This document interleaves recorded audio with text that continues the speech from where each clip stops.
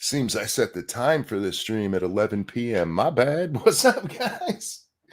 One of these days, I'm going to pay attention to that shit instead of just going, fuck it, close enough. How are you today? Hope you're well. This is Monkey in the Morning. I am the Ranting Monk. And yes, I am having some phlegm issues. I'll do my best to keep them off the air, but it is messing with my voice a little bit. So apologies for that. Apologies for the time of this, too. I really wanted to have this done much earlier, but my body screwed me again. I went to sleep last night and stayed asleep. I'm not used to that, and I'm not really sure how to deal with that. But I slept good last night, you guys. I slept so good I woke up and everything hurt, but it's because I was in the same position so long rather than my oh my god, my body sucks kind of hurt. Not ops. Thank you for becoming a member for month number 24. It says morning, sir. How are you? I was playing on my game channel yesterday, and it had everybody's normal names instead of the Google names, and I don't know what the difference is. So I apologize if I call you by what it says on the screen. It's I that's what I'm going by.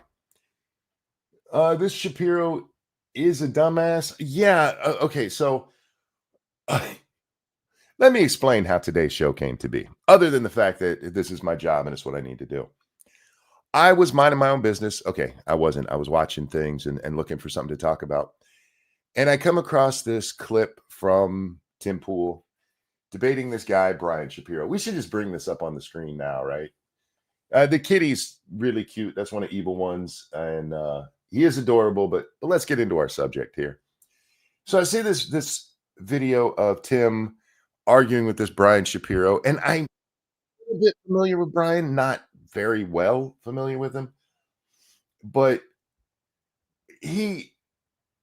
they're having an argument about Trump's court cases, and he's just being stupid. Like Tim keeps asking him, well, what were the charges? And he's like, I don't need to know what the charges are to know that he was found guilty. He's like, yeah, but the question they were discussing at the time is whether or not he actually did anything wrong. And it turns out that this clip precedes the one that I saw. And this is how they get into that discussion. Now, I will say as far as Tim goes, Tim, if you watch this, please understand, I don't think you're a bad guy. I think you're an idiot. And I know that might sound meaner, but I really do. I think you're an idiot because you miss very simple arguments to make. Like he's trying to make it in the other clip, not in this clip. In the other clip, he's trying to make the argument that just because you're found guilty doesn't mean you actually are guilty. And instead of using something like, hey, how many people has DNA gotten out of prison for rape charges? And especially considering they're talking at least partially about the E. Jean Carroll case, seems a little more relevant. But instead of going there, Tim's going, okay, what if a judge is paid off? What if a judge is paid off? And so immediately Brian Shapiro goes, oh, are you saying the judge was paid off? Like, oh, fuck. All you had to do is point to actual things. You didn't need a hypothetical. There's real cases you can point to and go, look at this. Here's where the justice system got it wrong. Thank you, JR. Nearly 2 years. How the time flies. Thank you. That's month number 23 of a membership. Thank you, my friend. Yeah, time does fly. I see some of the membership months, and I'm like, have I even been doing this show that long? And then I realized, yeah, it's been like 8 years. Anyhow, oh, Satsu, you here? You want to come hang out, bud? The ability to make great arguments isn't that hard. You just need to not try to make it more convoluted. And this is what Tim Pool does because he wants to seem smarter than he is. He'll go to, okay, hypothetically, let's say that a judge was paid off. If you make an argument like that in this kind of case, what you're going to end up with is the other side immediately going, oh, so you're saying he was paid off. I mean, that was such a predictable response. And Tim wasn't ready for it. Now, I'm not playing that part of the thing. I don't even know how long today's show is going to go because I have some issue. I need to go get more leaves out of my yard. I don't know why I'm making it sound like I'm doing some spy work and shit. I got personal stuff to do. No, I need to go clean up leaves out of my fucking yard again because I have way too many trees and fuck trees and Arbor Day and Earth Day and anything that celebrates trees. That's how I'm feeling today because I've already cleaned leaves out of my yard 3 times.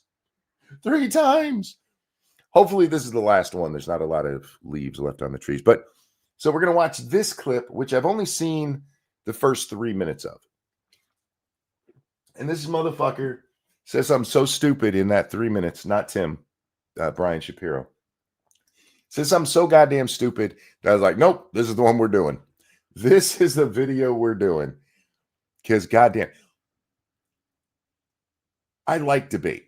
And everybody makes mistakes in debate. Everybody, misses stuff here and there. But there are certain things if you're debating a liberal. This is why the thumbnail says liberals are dumb.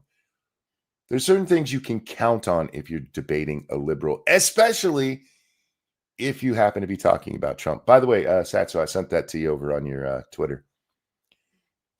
And this guy does one of those. And they're starting out right now, they're talking about immigration and how Brian Shapiro believes that Trump is targeting nonviolent illegal immigrants. And this is all before this, so I'm just giving you context. And how 60% of the people being deported are nonviolent offenders. That still leaves 40% who are, right? That still leaves 40% of the illegals being violent offenders. What's up, Satsu? What up, Dale? Living the dream. My job, and then I actually work. You like my name? I didn't even notice it.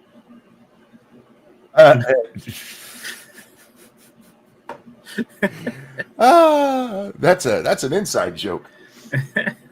Anyway, so Satsu, we're getting ready to watch this clip from Timmy Pool. Ooh, Tim Pool, fun. He's debating a guy named Brian Shapiro on what's his podcast called? The Culture Wars or some shit like that. And yeah. You're making a lot of arguments that are not related to each other. You can let's try this. I have prioritized the field mouse problem in this building, and I have told all of the staff here my priority is the field. See, this is what I was talking about just a minute ago. You don't need a hypothetical here.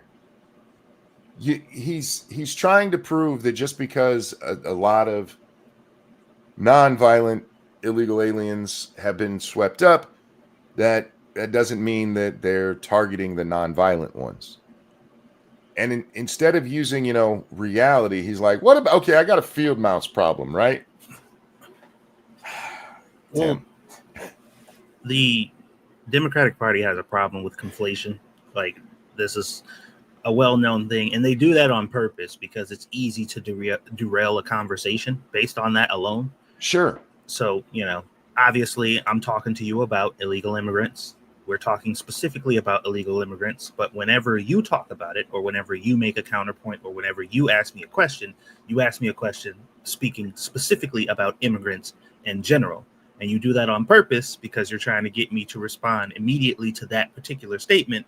And you're hoping that whoever's listening will not differentiate the two because you don't. And, like I said, Democrats are really bad at almost everything except for their masterful use of language. Yeah, and when it comes to the Democrats doing this, the one thing I'll give Tim Pool is at least his hypothetical here is actually a good analogy for what he's trying to say. Yeah, but it's ineffective against somebody who's by default disingenuous. Like, because they're going to purposely misinterpret the situation. Like, your analogy would make sense on a common sense based level, but you're not arguing with common sense. Yeah, so it doesn't work. Because he's arguing with the liberal, and they cannot make a good analogy to save their fucking lives. Yeah. I have spent so many shows going, why are they so bad at analogy? Well, I mean, like I said, these are the people who you say, Donald Trump's like, I'm going to deport illegal immigrants. And they're like, okay. I have downloaded that information. I have that sentence in my head now. What does that mean? Illegal immigrants, brown people. Brown people, literally everybody I know who's brown. So there you go. All the people I know are going to be deported that's brown. And it's just like that's how they calculate shit in their head. It literally works like that. True. All right, so let's let Tim get through his analogy here. Mice. All right.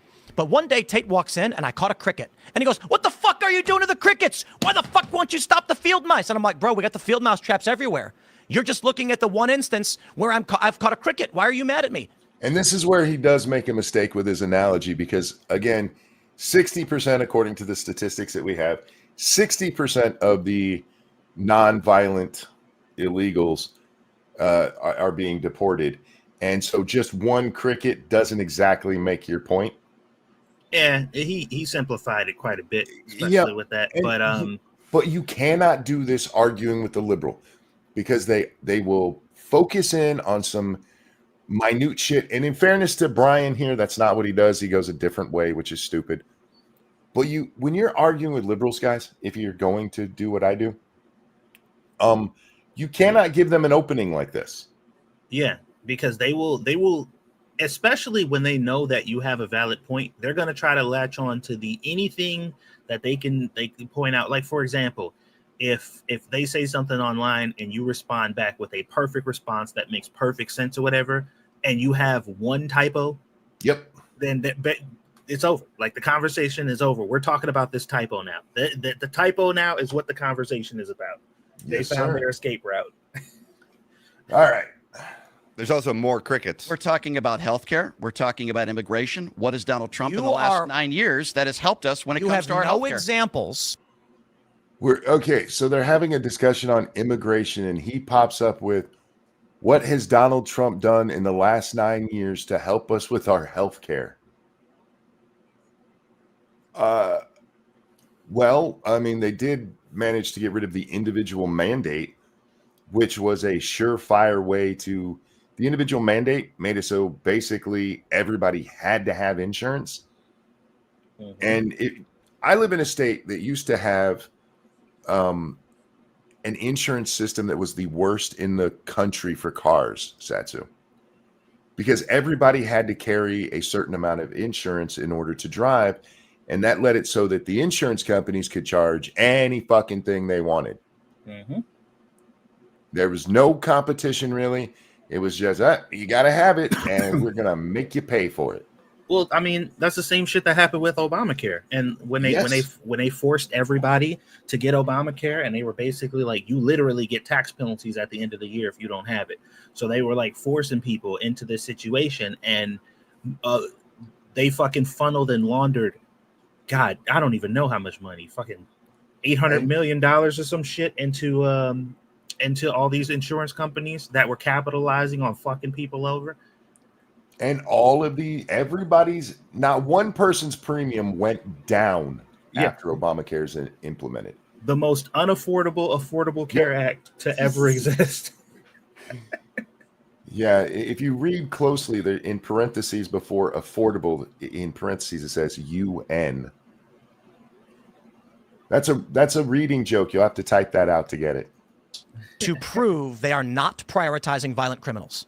I just gave you the statistic. No, you're telling me that they've gotten people who are not violent criminals, who perhaps are easier. No, they haven't gotten people. The majority of people that they've because they're easy. Again, it's 40 to 60%. 40% of them are violent criminals. 60% are not. Like, that's the majority. I gave you the statistics, but that doesn't prove that they're targeting the non-violent offending illegals. Even if there were, like, this is my thing, and you guys have heard me make similar analogies before, and you know how I'm gonna lighten up on Tim Pool with the analogies because I am king analogy. I love making them. If you guys have been watching me for a long time, as long as they fit, I have no problem with analogy. Yeah, I love me a fucking analogy. So, in a conversation, if you're a shit shoveler and your job is to shovel shit, and there's green piles of shit and there's like brown piles of shit, and you're just like, man, these brown piles of shit smell significantly worse than the green ones, so we really need to get rid of these. And in that process, there just happens to be more green piles of shit. Like, if you start a conversation with me about like which pile of shit I'm prioritizing or getting rid of more, I'm like, you do realize that I'm just shoveling shit, right? Like it's all shit. It's all going. Like we could have a semantical argument about which pile of shit you're shoveling more. Like it's all shit. It's all going. It doesn't matter. Well, in this conversation, because I've seen about 3 minutes of it, one of the guys brings up that a lot of the non-violent offenders that are being deported, they're being picked up at like courthouses because they've still broken the law in other ways. Yeah, like that's not fair. Like, oh, wait a minute. So yeah, why does it matter where they're picked up? And it's very easy for ICE to be like, oh, here's this illegal that we're keeping an eye on. He's in court today. Let's go pick him up. Just because they are prioritizing the violent criminals doesn't mean that's the only people they're going to arrest. And that is the stupid shit that Shapiro can't get through his fucking head. Well, they never said they weren't going to deport every illegal they could get their hands on. They just said they were going to prioritize the violent criminals.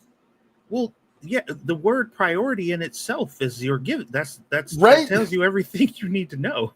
It should be. It should be. Here to apprehend, but does that mean they're not focused or prioritizing criminals? You're not making an argument. So getting ICE agents to show up outside of courtrooms is not a question of priority. It's a question of you saw a thing happen. They said their priority. This is Tom Homan's own word. Okay, how many? Okay, so you know that there's a criminal illegal at a courthouse. He's been arrested for shoplifting, nonviolent crime, right? Right. Or you can have the agents go, we're still trying to find Pablo. We haven't found him yet, but he's a violent criminal. Just let that guy who shoplifted go. Yeah, it doesn't it's a disingenuous argument by default. Like if dude's house was on fire and he knew that there was one specific room that he wanted to make sure didn't burn down because there was something particularly important in front of it, does that mean ignore all the other fire in the house?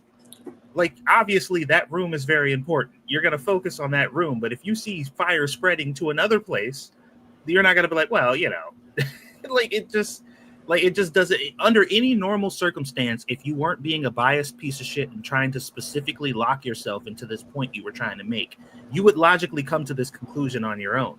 But because you're so fucking biased, like, you're trying to make a point that you would never make under any other circumstance. Yeah, because just like you said, the word priorities tells you everything. It's not that that's the only thing they're doing. Yeah. Priority means you're focused, but that doesn't mean that there's not other things going on that you're doing.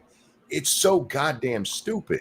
Yeah, just like, okay, me and my partner, we're in a relationship. I want you to start prioritizing listening to me more. It's like, okay, I'm going to exclusively only do that and ignore every other part of our relationship. Yep. It's just like, what? Wait, no, that's not what I said.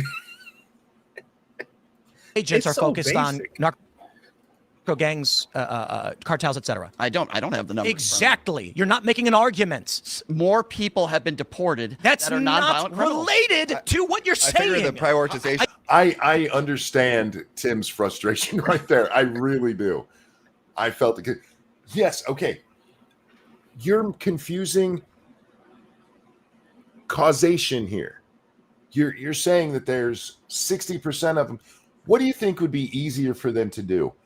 Arrest nonviolent criminals who have like California driver's licenses and all kinds of government trails in different states. Yeah, and are not actively hiding from you because they haven't committed or in their mind, they haven't committed a violent crime, you know what I mean, or anything like that. Like it's obvious you're going to be able to find the people who aren't hiding from you easier. Like it just. And if that was their priority, this wouldn't be a 60-40 split. It'd be a 90-10 split. Yeah, because they'd be ignoring all those people. Yeah, because it's much easier to find the people who aren't violently breaking the law. And then, anyhow, go ahead. Another point that I don't see brought up often is like a lot of people take the defense of like coming across the border illegally being a civil thing and it's a misdemeanor and all that stuff. Mm-hmm. And they just kind of leave it at that. And I'm like, well, you got to remember that coming across the border illegally once is a misdemeanor. The first time it is. After that, it becomes a actual crime. And a good majority of those people who are over here have either been deported before or this is not their first time coming over here. Like, so I'm like, sure, you could say that argument for the first time offenders, but I promise you, after all this time, majority of them are not just first time when it comes to that. And I still stick with the, hey, first time is enough. You're here illegally. I have no sympathy for you if they pick you up and send you home. Yeah. Because you shouldn't be here. I gotta show you a video I watched yesterday of this dude. He said he was here for a super long time. His family was here, and he was and he got brought over, and I guess he was supposed to. His dad was supposed to do some paperwork in order to like solidify his citizenship, and he basically ignored it and didn't do anything about it. So the dude ended up getting deported to the UK, and he was like, and when the video started, everybody was like, "Oh, look at this poor guy. Look what they did to him. This is so terrible." And he was like, "I hate my dad for doing that to me." And people basically turned on him like, "What do you mean? Your father brought you over there for a better life?" He was like, "Yeah, but he actively avoided every avenue he could have did to make me an actual citizen, to make our family actual citizens." Yeah. And he avoided it at every turn. And now the result is I got deported to the fucking UK. He was like, "I fucking hate it here. I cannot wait to go back to America. I am pissed off at my father for doing this to me." And people yelling at him and they arguing with him in the comments like, "It's not your father's fault. It's America." And it's like, no, it's his father's fault. He fucked this kid over. This is my answer both to Gaza and anytime they give me a sob story about a child immigrant. Like, wow, they should have better parents. Yeah. And the liberals hate that fucking argument because they want to blame everybody except for the people who did it. Yeah. Yeah. All right. I think you lack the cognitive ability to connect the dots. No, I think I do. And I think this comes down to... Try this again. A priority doesn't mean the outcome is guaranteed. I understand that. I don't think you understand that. I don't think he understands that either. Well, hold on. And it's not even simply the fact that priority in itself already gives you the answer. The whole purpose of setting said priority is because it's probably going to be harder and less effective to reach that outcome or to make it like the main thing. Like that's the whole point of prioritizing something, because it is going to be lacking by default. Like that's why that's the whole point. In a perfect world, it's the thing you think needs the most attention. Exactly. Yeah. To put this in a football metaphor, oftentimes before a game, coach are like, "Well, we need to focus on the running game today." And at the end of the game, there's like 300 passing yards and 100 rushing yards. That doesn't mean they didn't focus on the running game. It just means they got more passing yards. The passing plays worked out better for them that game. Well, yeah. And once again, it's a lack of just like basic logical reasoning. Yes. It really is. Yeah, when you say something needs to be prioritized, the very first question that comes to my head is why. But they never reach that point. Like they never think about why the priority was necessary in the first place. Yeah, frankly, I don't like we're prioritizing violent criminals because it makes it seem like the other people aren't a problem. And they are, because they are a drain on the system overall. It should be our priority is illegals. Yeah, well, I can see how in a common sense argument with people who you assume to be able to cognitively, understand the basis, at least the base level of the conversation that's happening right now. Mm-hmm. I can understand why you would want to put forth the idea that obviously people who are violent and who are a detriment to other people's lives and livelihoods would be the people who we would try to go for first. You know what I mean? Like that makes sense, and most reasonable people would be like, "Yeah, that makes sense." You know what I mean? Like, but it's an emotional argument because it's not the fact. Look, violent criminals from other countries is a problem, but the underlying problem is how easy it is to come here illegally. Yeah, of course. you don't solve that by going. The violent criminals are the minority of illegals. Most of them are not violent criminals.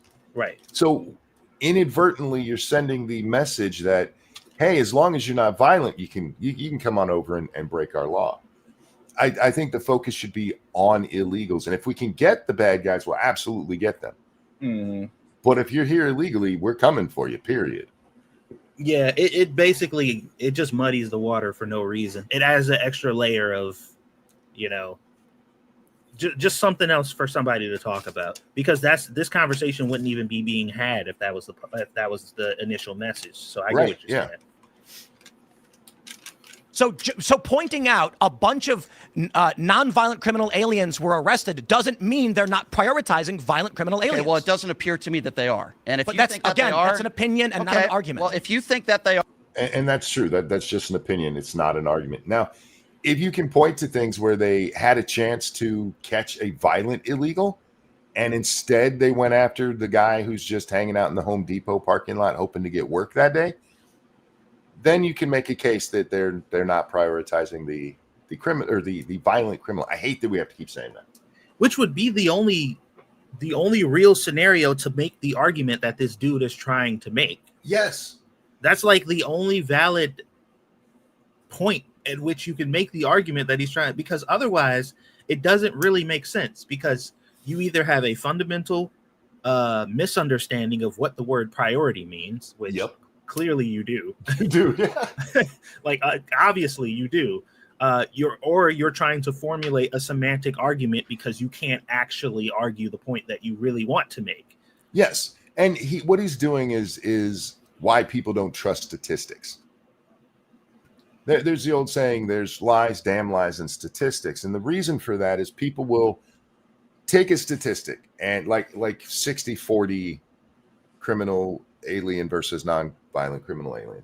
They're like, see, this means they're going after the non-violent ones. No, it doesn't. It just means that 60%, all that stat means is that 60% of them are considered non-violent and 40% are considered violent. Mm-hmm. Anything you extrapolate from that is on you, not on the statistic itself. Yeah, because numbers are just fucking numbers, bro. Yeah.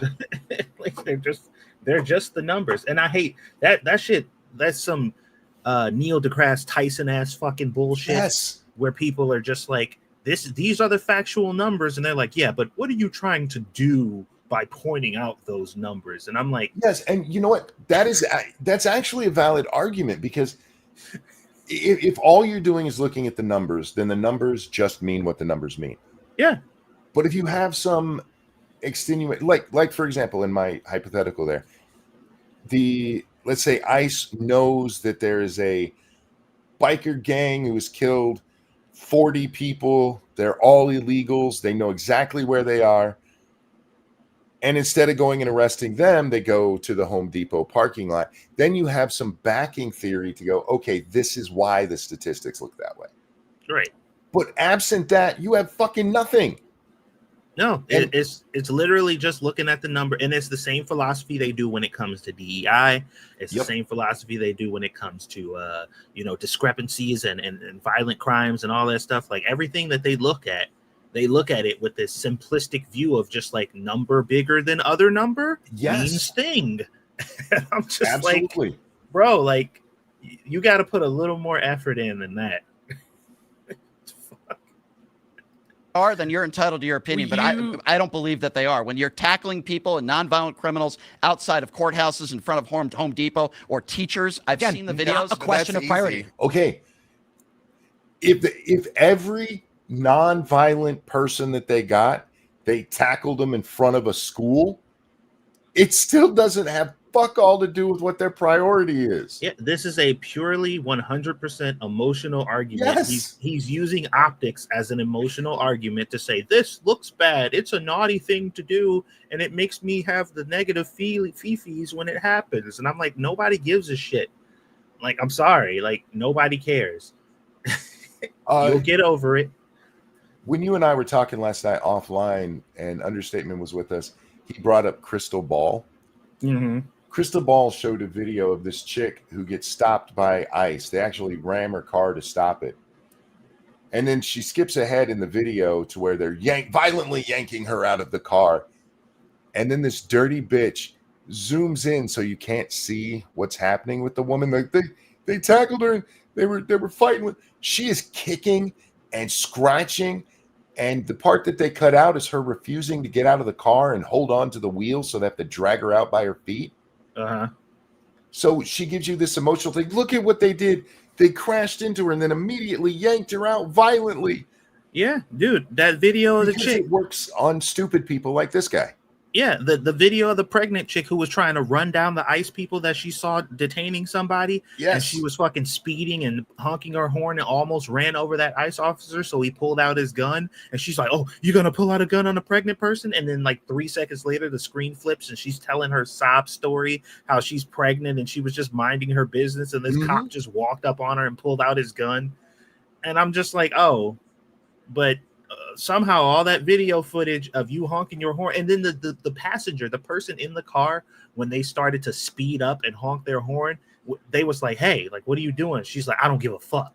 You know what I mean? And just started honking her horn, and she tried to run this dude down. She literally tried to run over an ICE agent, and he pulled out his gun. And she's like, you're going to pull your gun on a pregnant person? I'm like, A, you're speeding and you're pregnant. B, you're being aggressive and you're pregnant. C, you're trying to attack and run down police officers while you're pregnant. Like, come on. But this is the tool of the left, and it's why they really hate somebody like Elon and what has happened with X, because that shit would go on news, and that would be the story. The cops tried to kill a pregnant lady, and then social media jumps in and went, but here's the rest of it and what really happened. And they've lost control of being able to run that narrative. Real quick, thank you. This is Kyle. Video game players understand this. There's the primary objective, but we also do the secondary objective for bonus XP. That's actually a really good analogy there. Yeah. Yeah. And that's like somebody watching you play, and it's just like, you said you were going to focus on the primary quest, but you did 3 side quests. And it's like, yep. All right. Back to this idiot. You don't even need to track anybody for that. They're showing up to the courthouse and telling you who they are. So, like, and that's not a question of exactly. This is the guy I mentioned who points this out. When you're just arresting the non-violent ones who show up at the courthouse for custody disputes or misdemeanor crimes, you don't have to have a whole task force for that. You just like, oh, Miguel is down at the courthouse. Let's go pick his ass up. Yeah, and literally, like, if your job is easier, you know, like you already have a tough job as it is. If these people are literally concentrating in one place and just like serving themselves up, it's just like, why would you not take it? It's almost like people on Call of Duty who get mad when you use a gun that's a good gun in the game, and they're just like, oh my God, use something else. Like, you're such a fucking loser. You're a scrub. Why are you using the good gun? And it's like, because I want to kill you. Yeah. It's like, what do you mean?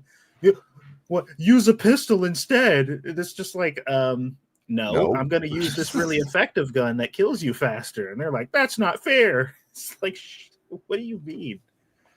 People are so priority. We are almost to the point that made me want to talk about this video and where I stopped watching. Track the criminal. These things you're pointing out are 2 different situations. You pointed out they're not different situations. They are still both related to immigration.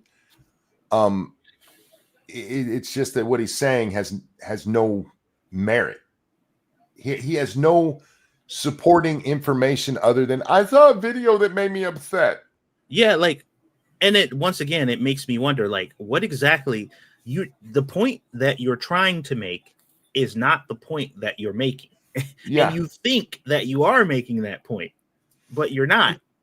You're making a completely different point. Because they're not smart people. And I'm trying to be as nice as I can, because I do think there's some folk, very few these days, who have a liberal perspective and are actually intelligent. But most of them, the kind that you see blow up online as pundits and stuff like this, they're actually idiots. They're dumb. Yeah. This guy is just dumb. Every debate with a left-leaning person, they won't entertain hypotheticals, dismiss issues by quantification, ask you to define words they brought up.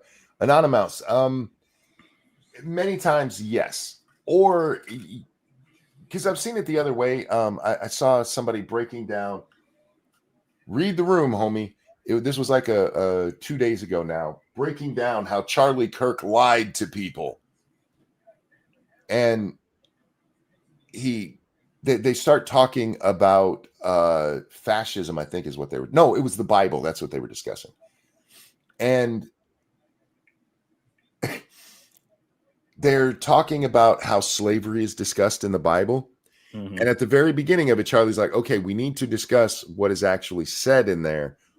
And the guy's like, well, I don't know exactly what it was said, but I do know that somewhere in the Bible it mentions slavery. And this guy's like, see, he got him. He's trying to pin him down with definitions. And like, definitions are important when you're having a debate like this. Yeah. Well, I think I did see something similar to that. I'm trying to remember the exact context of the conversation, but the dude was trying to make an argument or appeal. He was like, I find out whenever I'm arguing with conservatives or whatever, they want to get locked in on the semantics of like me trying to prove the point that I'm making or whatever. And I'm trying to remember what that was. I saw a very similar one to that. I'm not sure if it's the same one, but it was Andrew Wilson arguing with some young liberal guy. I forget the guy's name. What show were they on together? But it was remember the guy that you watched covering the Michael Knowles debate? Yes. He was covering that conversation with Andrew Wilson and that guy. Okay. But yeah, it's the same thing. Like that one was the fascism one because he kept calling Trump a fascist. And he was telling him like, okay, well, what's the definition of fascism? Yeah. Like, so we can understand that you have an understanding of the term that you're using. Yeah. And the dude was basically trying to make a case that I don't need to understand the term that I'm using. Yes, that's exactly. I think we watched the same one. I think that's what I was talking about. And he's like, the whether or not I actually know the definition of the word that I'm using is irrelevant because the fact is it just is true. And in the video that we're not watching, the other clip from this argument that Tim Pool has out, when they're talking about the E. Jean Carroll case, that's what this Tim Pool's like, okay, well, what are the facts of that case? And he's like, I don't need to know the facts of that case. Yeah. You know this much better than I, but I still know the real thing. He even says that. The facts. I don't know them. Yeah. Coming from the party of quote unquote educate yourself. It's so fascinating that you guys never, ever have any proof or evidence to back up none of y'all claims. It's just like, believe me, bro. Like, Hoko says he was debating Destiny in that one, right? No, it wasn't Destiny because I know who Destiny is. This is some younger kid, I guess early 20s that I've seen a few times. I forget his fucking name. I could probably find it if I go through my YouTube history. Where's my history? Well, shit, I'll have to find it another time.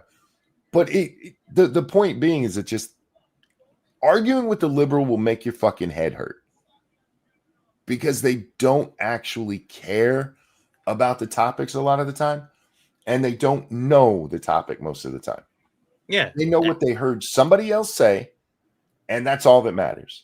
Yeah, and like because I talked to my mom a lot about politics lately because, like, for whatever reason, just kind of out of nowhere, she started, like, when I talk to her on the phone, we'd be talking about something regular, and then she'll ask me about a political topic, and I'll talk to her about it.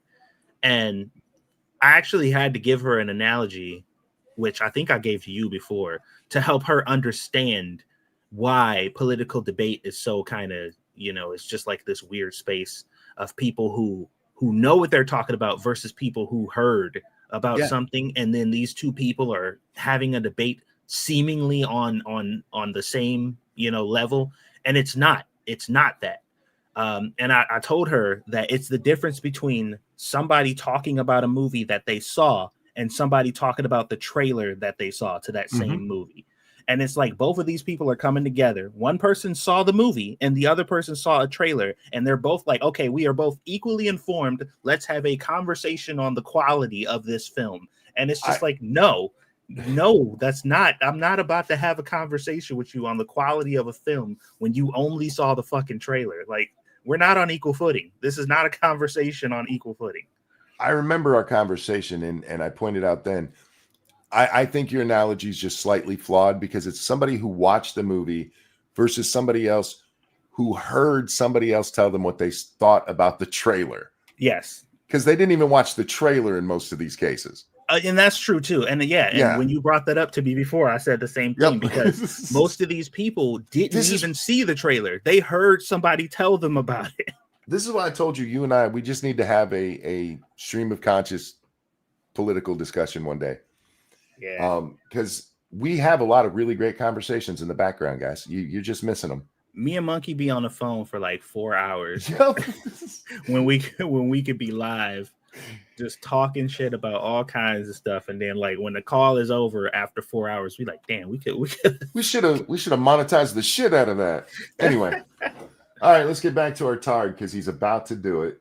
Out that 40% of those deported are violent criminals. That's outsized from the percentage of legal immigrants that are here that are actually violent criminals. So Trump is actually punching above his weight when it comes to deporting violent criminals. The point he was trying to make there is that we you go by what we're told, the actual percentage of violent criminals is only like 10% maybe. And he's deported 40% that are violent criminals. Right. So that is something you can point to and go, see, this shows that they're prioritizing it. Otherwise, that number should be the 10% or even lower. Thank you, Phantom, for becoming a member for month number 18. Hey, look what I just found. What'd you find? Was it the membership button? The membership button? I appreciate that. But you found that 17 times before, and I appreciate every one of them.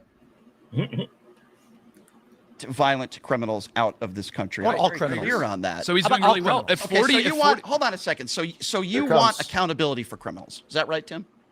Can you guess where this is going? Oh boy. Anybody want to hazard a guess? You don't even have to play it, Monkey. Oh, you want criminals? You want criminals to be taken care of, huh? And look at him getting all set up in his chair. I got you now, bitch. Because literally, Monkey, I promise you, he rehearsed this specific point in the bathroom. Oh yeah. And the reason, and I'm gonna let y'all in on a little industry secret.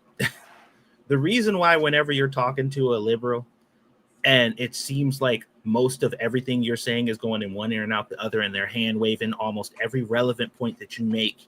And then as soon as they get to this moment that this guy is about to have, for some reason, it seems like they done perked up and they're really invested. Is because this is the thing that they rehearsed in the bathroom 64 times before the conversation.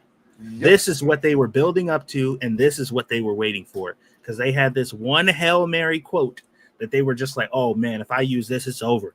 I'm gonna fucking own them. I just gotta wait for my moment. All right, here it comes. Yes. Okay. Then why would you support a 34 count felon? Fuck me. I told you, man. God damn it, dude. As soon as I saw him sit up in his chair when I was watching this first time, I'm like, fuck, here we go. We're talking about deporting illegals who are violent criminals, and he's like, but why do you support a guy 34 felony counts? 34 felony pen strokes. Yeah, 34 felonies that were all the same felony that were misdemeanors until they decided, hey, we can make this a felony on stuff that had long surpassed the statute of limitations. And even when the statute isn't up, they do not prosecute people for this shit. Like, they literally don't. Like, I think Donald Trump has been the only person to ever. Yes. Real quick, Mexican Greta Thunberg, thank you so much. This is all wrong. I shouldn't be here. I should be down in Mexico with a... I can't say that part of it. Sorry, dude. Yeah, you all come to us young... Nope, can't say that one either. For cheap labor and free demographics, you have stolen my tamales and no name given license with your ICE raids. How dare you? Thank you for the donation. Just realize there are some things I cannot say on YouTube because I like having a show. Boy. Thank you for the donation, Greta. Not a felon. This is the craziest whataboutism I've ever seen. What was he charged for? Not whataboutism. What's the criminal charge? It's not whataboutism. It's literally whataboutism. Look, I'm not a person who thinks that whataboutisms never have a place. I believe that if they are apples to apples comparisons, absolutely you can bring them up. They can be used to show people's hypocrisy. It can be used to show people's priorities, which this guy wouldn't understand. It can be used to show all kinds of stuff, as long as it's apples to apples. Tim Pool saying that illegals who are violent criminals should be removed from the country has literally nothing to do with a paperwork lawsuit brought by the state of New York against Trump. Yeah. Like literally nothing. Is he a 34 count felon, convicted felon? Yes or no? No. Yes, he is. No, he's not. No, he's not. He wasn't sent. No, he's not. He is not a legally speaking, until you're sentenced, you are not a convicted felon. Mm-hmm. That is just the way it is. And it is semantics. That part is splitting hairs, but they keep wanting to, he's a felon. Technically, no, he's not. But he was convicted by a jury, was he not? It's not. Was he found guilty or not guilty of 34 counts? What were the charges? I'm asking you a question. And this is where I think Tim screws up. He should have just said, yes, he was found guilty. Now let's talk about what that guilt actually was. Mm-hmm. But instead he goes, nope. Well, because he didn't want to give him the gotcha, but it's not even about that. Like, you can. The problem is because a lot of people don't understand. Like, you have to diffuse the situation before it. You can't give him the satisfaction of making it feel like you won't answer the question because he's right. Because that'll lock you into a corner. It puts you in a position where you're just like now you look like them when they won't answer a simple question or make a simple concession. Like you're basically looking like them now, and they're like, "Ha, I got you. You won't say this because I'm correct." And it's like, no, just admit it. Just admit it, and then move on to the next point because he's gonna linger on this for as long as you let him. Thank you, Jellywig, who says, let's up those deportation numbers. Yes, Jellywig. Jellywig.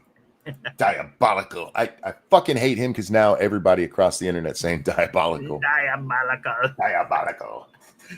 Well, yeah, Tim should have just conceded. Yes, he was found guilty. Now let's talk about that case. Yeah.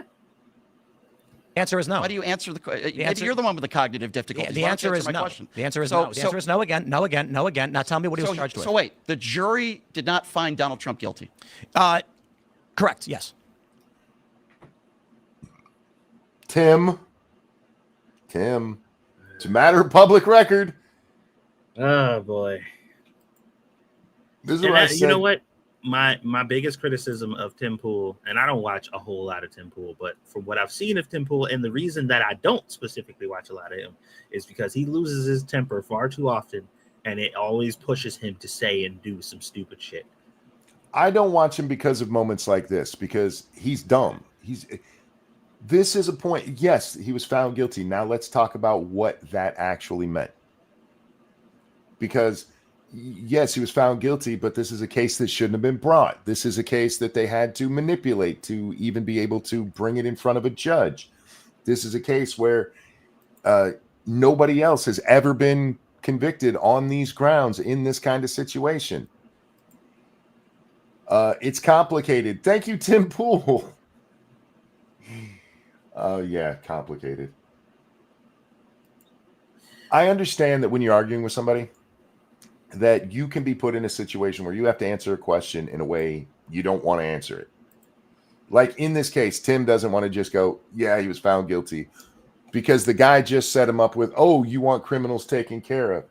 Well, you can sit there and say, yes, he was found guilty. And this is where you bring up things like, hey, how many people have gotten out of prison after 30 years because DNA became a thing? Right. Are those people, they were found guilty. They were even convicted. They are actual convicted rapists. Yeah. But they ain't raped nobody. And that's like if they get out because of the fact that they were falsely accused, everything. But it's like, but they were convicted though. Like they were convicted though. It's like, yeah, but They also got out because they said it was wrong and that the information was wrong, so they got released. But they were convicted. Yeah. Why are you supporting a convicted? It's just like right, exactly. Like you sound like an idiot, man. Thank you, Phantom. No, just found the highlighted member chat thing. Oh, okay, gotcha. Monkey, I mean, the Earth isn't flat, Tim. Well, I feel like you should just put my Streamlabs in your donation here pen. Just by default, even if I'm not here. I really should. No, don't do that. But that's because I always forget. Anybody in chat willing to set it up so it has mine and Satsu's link so I can pin it? Is Hate Camel still here? Because I'm not sure. Do you have your link where you can throw it in real fast? I put it in the chat. Okay, cool. Yeah. All right, here we go. I'm back. Marty's done. Oh, yeah, it is around P-Dog's time, isn't it? My bad. What was he charged with? What? Wait, you just said a jury did not find him guilty. Indeed, that's correct. Where do you get? And see, this is what I'm talking. This is why you can't give him that win there. You gave him a win, you moron. Yeah, you literally set yourself up for no reason. Literally no reason. You set yourself up for no reason, and then you asked a follow-up question to contradict the point that you're trying to make. So you just look stupid now. Like, even if people are on your side, you look dumb now.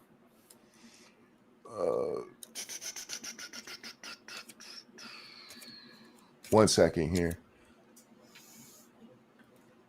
Understatement says, I would, but I don't have a wrench. Or if I had a wrench, I could. There you go. You got a wrench, man. Hate Cam will beat everybody to it anyway.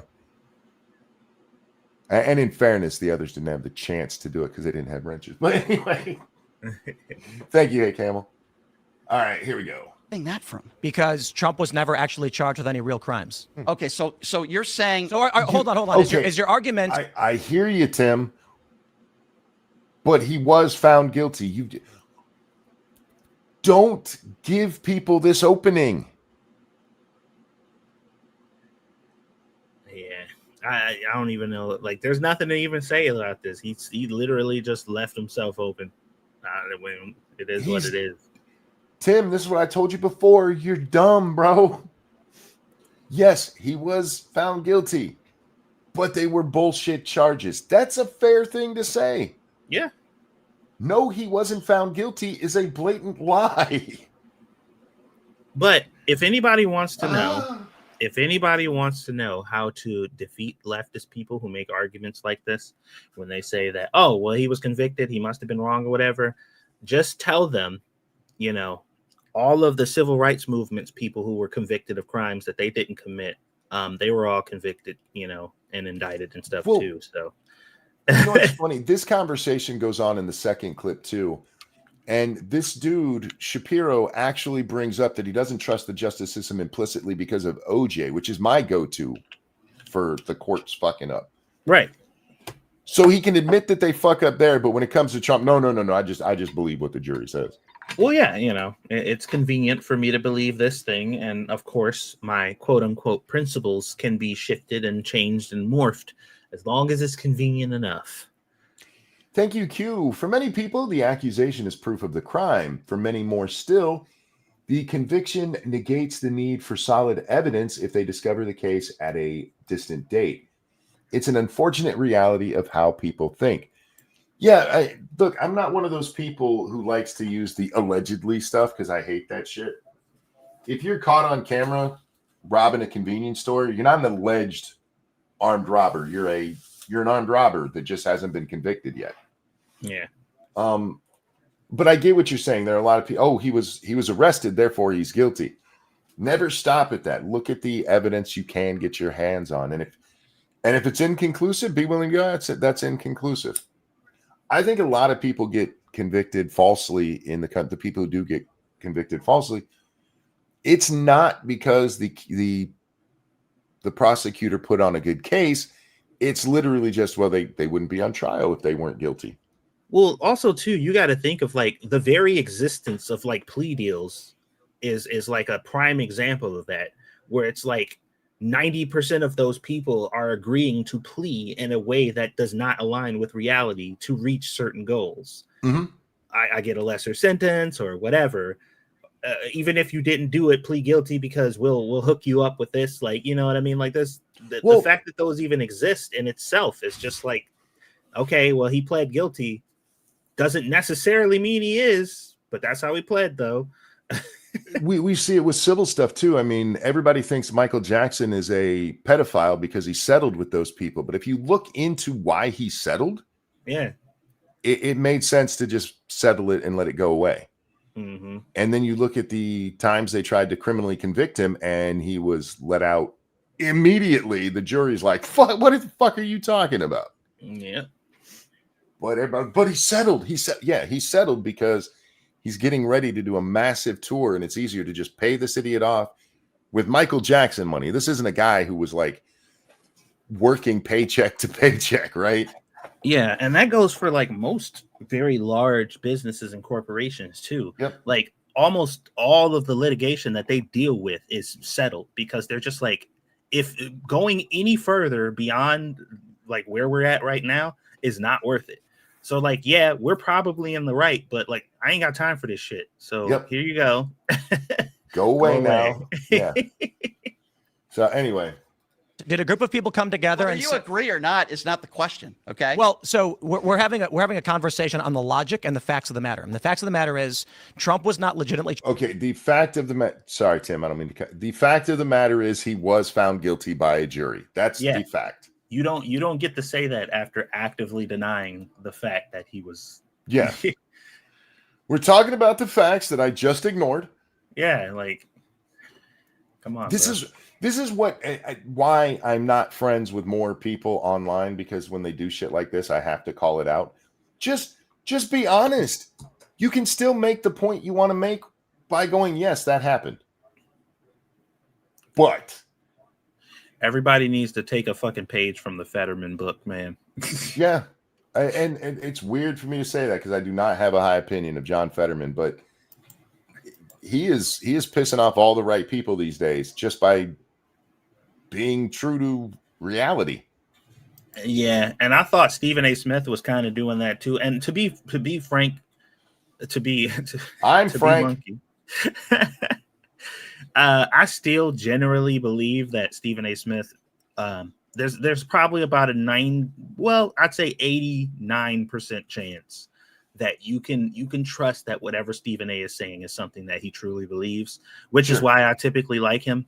But as of late, especially with the Crockett stuff and recently the NBA stuff that's going on or whatever, like he still has more than enough capacity to just be a fucking weird leftist that's coming up with crazy, stupid conspiracy theories for no reason.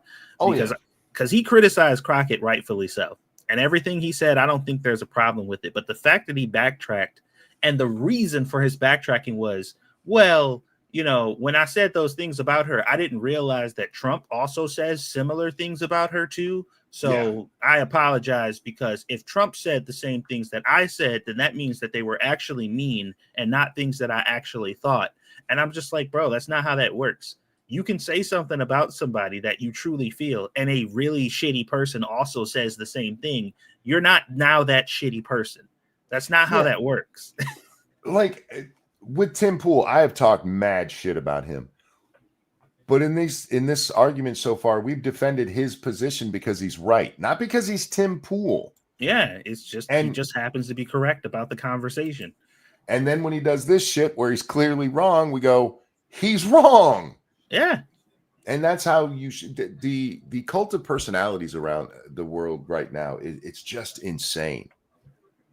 It's frustrating because a lot of it, like I said, you know, Stephen A. Smith, he put out his platform once he got into politics, 100% stating. Now, do I think he's disingenuous in saying that he does regret his words or whatever? He feels bad about what he said or the way he worded it. I don't believe that he's disingenuous about that.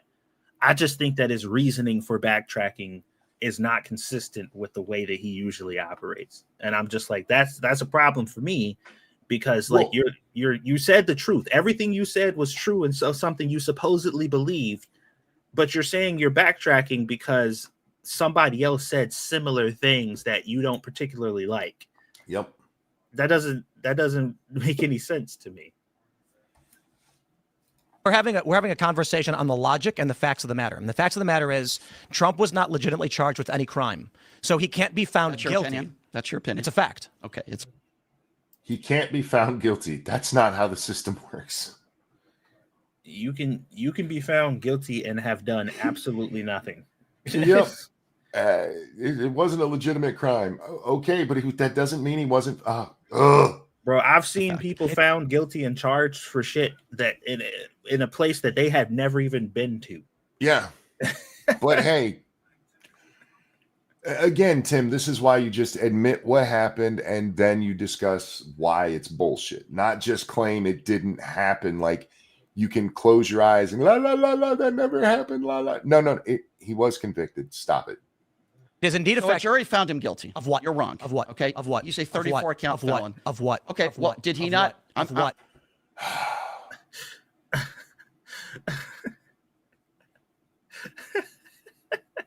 Yep, that just happened.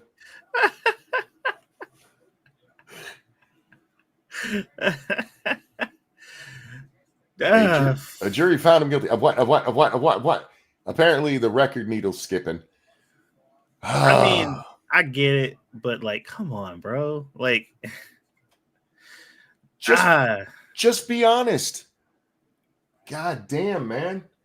I'm answering it. Did he not make up and falsify business records? He did not. No, he didn't. No, he didn't. Come on, bro. Try again. He did not. That wasn't the case. Did you watch? Did you check? I did. So who actually? So he didn't break the law. Who was accused of it? He didn't break the law. Who he did not. Well, Okay. Perhaps So maybe. in your opinion, perhaps maybe okay. no. Okay, stop. I'm going to mute you if you try and play that stupid stuff because you interrupt me while I'm making the point that perhaps maybe I'm listening. Perhaps maybe it was a misdemeanor falsification of business records from his CFO. Perhaps maybe. Don't cut me off when I say perhaps maybe to change the context of what I'm saying. Donald Trump was accused of misdemeanor falsification of business records by instructing a lower staffer we don't know he actually instructed, all because of Cohen making a claim about paying Stormy Daniels. Mm-hmm. This cannot be upgraded to a felony because it's what's called requiring an underlying crime, which never in the history of the United States has been done before. Donald Trump, in this charge, was convicted falsely. In your opinion? It's not an opinion.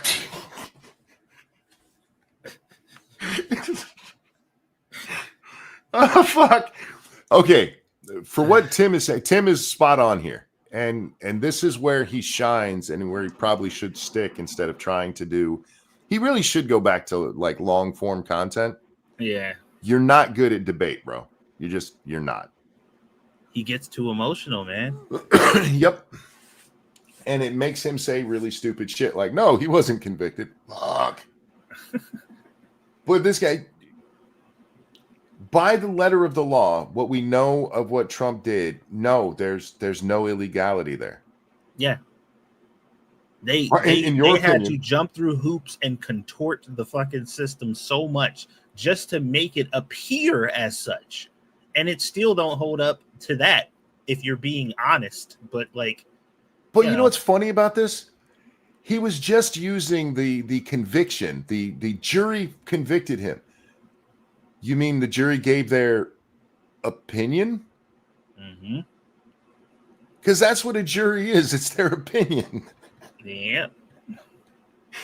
Opinion. It is a fact. So the judge got it wrong. The courts Indeed. got it wrong. Yes. The judge in courts got this all wrong. Yes. Absolutely. They get it wrong all the time. And this is the point right now. This is the moment where you ask him, oh, so courts and judges never get it wrong? Yeah. What do you think? What do you think black people think about that? What do you think the Supreme Court thinks about that? They overturn shit all the time that the lower courts do. Exactly. Like, and the reason that I would point out specifically black people to this person in particular is because you already know that they 100% feel like black people are mistreated by the system. Yep. True. I'm still shocked by the redheaded Jew thing. I didn't know they made those. I wasn't going to comment on the fact. Nobody tell Hassan. He'll think this guy's the anti-prophet. Hassan will slap a fucking shot collar on that dude immediately.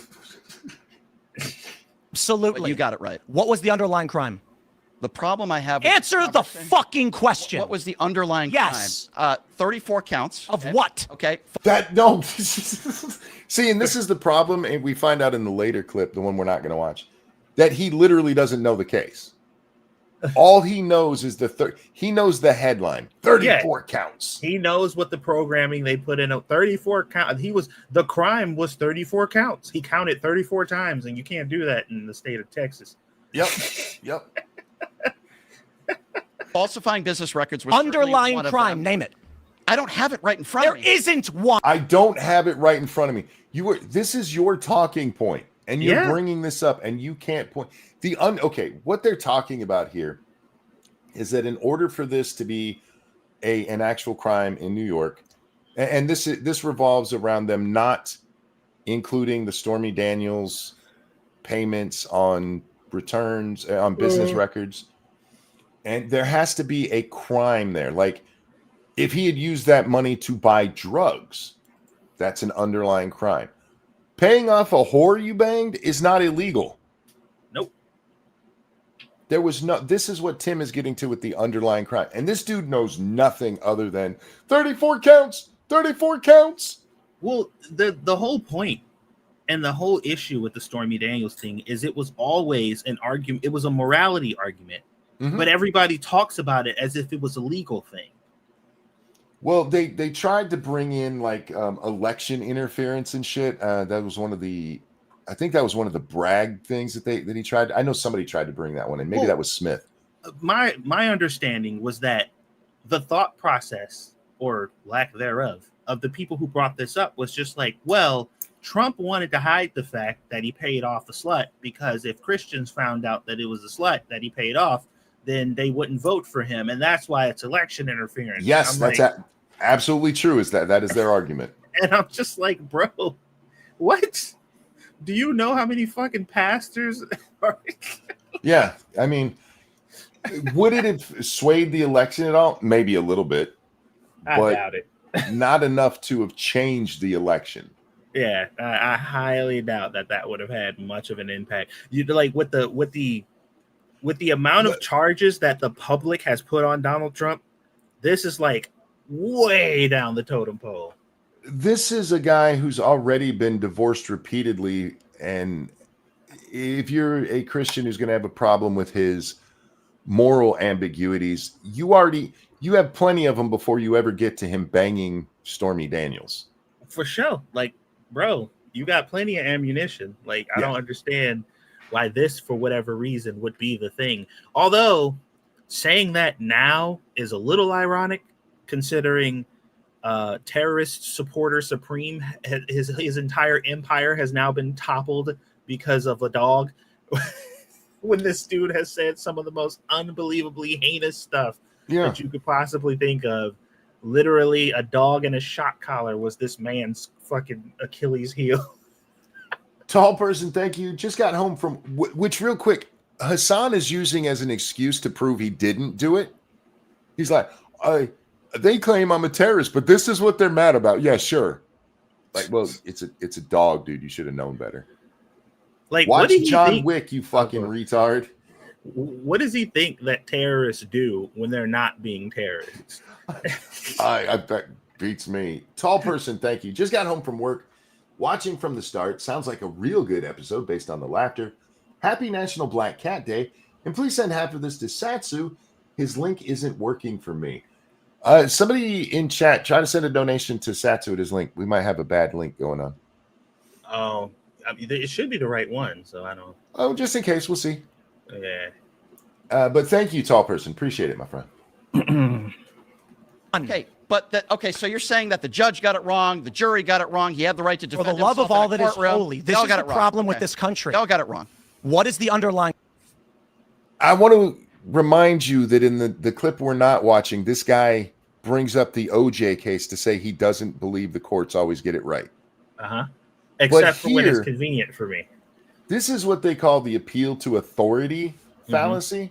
Like, well, the judge got it wrong, the jury got it wrong, everybody got it wrong. Yeah, that happens, homie. And you know that it happens, and that's the part that makes me the most mad. is you are 100% aware that they can get it wrong. And if it was time to virtue signal on that point, you would be arguing that point to the death right now. Yeah. The OJ case, he brings it up for fuck's sake. Oh, boy, these people. Oh, God. Idiots. Crime. He was convicted in a court of law, Tim. What? Oh, my God. And again, this would be a great place to bring up the Innocence Project and how many people they've gotten out because of DNA. Wasn't there just like a huge case? I got to remember where it was, but there was like a huge situation where a whole bunch of people got like their sentences altered and stuff. And a whole bunch of people ended up getting out of jail almost immediately because they found out that a significant amount of the cases there were like the people got charged unfairly. Like the numbers were like all off. It was like this huge thing. And like convicted murderers and rapists and shit were like let out that day. There are a couple of examples of this. One involved a prosecutor who was dirty. I don't remember the specifics. I know the case. There's also one where a judge was found to have been high repeatedly on the bench. Mm-hmm. And all of their cases got reviewed. Yeah. And many people got out. Yeah. Yeah. And it's like, this shit is not uncommon. No. Like it happens a lot more than you think. Want to know why? Because judges are human beings. Can't you appeal the court's decision in the U.S.? Yes, you can. And in fact, the case they're talking about with Trump is being appealed right now. Yep. And there are plenty of cases. The burning the flag case. That is a case that was decided in Texas, goes through the appeals court, and it's the Supreme Court who's like, nah, y'all fucked up. But hey. The jury said, so there it is. What is the underlying crime? What is the underlying crime? Okay, let's stop. I think Tim wants you to point it out. Wait. Yeah, go ahead. What was he charged with? Just give me the sentence. Give me the single phrase. What I know is that he was a Falsification of business records. 34 count felon convicted. Oh my God! That's what I know. What was he? See, he just told us right there. All I read is the headline. Yeah, all I know is what my masters told me to repeat to you constantly during this conversation. That's it. I'm going to give you guys an example of why you don't do this shit. And it's from a couple of days ago. There was a story going around about this play in New York called Slam Frank. And everybody looks at it and they just see the headline. They're a modern take on the Anne Frank story with lesbians and a whole bunch of right-wingers freaked the fuck out. Like, oh my God, I can't believe. But if you actually read the story, it is a parody of the left and how they take things like Anne Frank and absolutely distort it for their own narratives. Mm-hmm. I mean, there's a song in there where there's a line about since you're locked in this attic, you might as well come out of the closet. Yeah. They weren't being this was a rebuke of the woke left, but the right saw the headline and instead of reading the goddamn story, they all freaked out like, look what the woke left is doing to Anne Frank now. Dude, if you see some of the satirical accounts and stuff on like Instagram and stuff, you'll see that stuff all the time.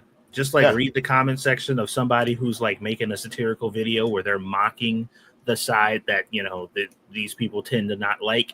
And they're in the comments like, oh my God, these people are so stupid. Like, and it's just like, bro, it's a parody. Like, I don't mean the things I'm saying. I'm making fun of the other guys. And then, you know, half of the comments are people talking about it. And the other half are people like, God damn, y'all don't know what sarcasm is. Look, I've been got by Pose before. Mm-hmm. That Titiana chick is really good at it, which I believe is actually a guy. But this is a case where if they just read like the first paragraph of the story, it tells you how the play came to be and everything. But people are like, oh, headline. Oh my God. Don't just read the headlines, guys, because half the time the important part of the story is in the very last fucking paragraph.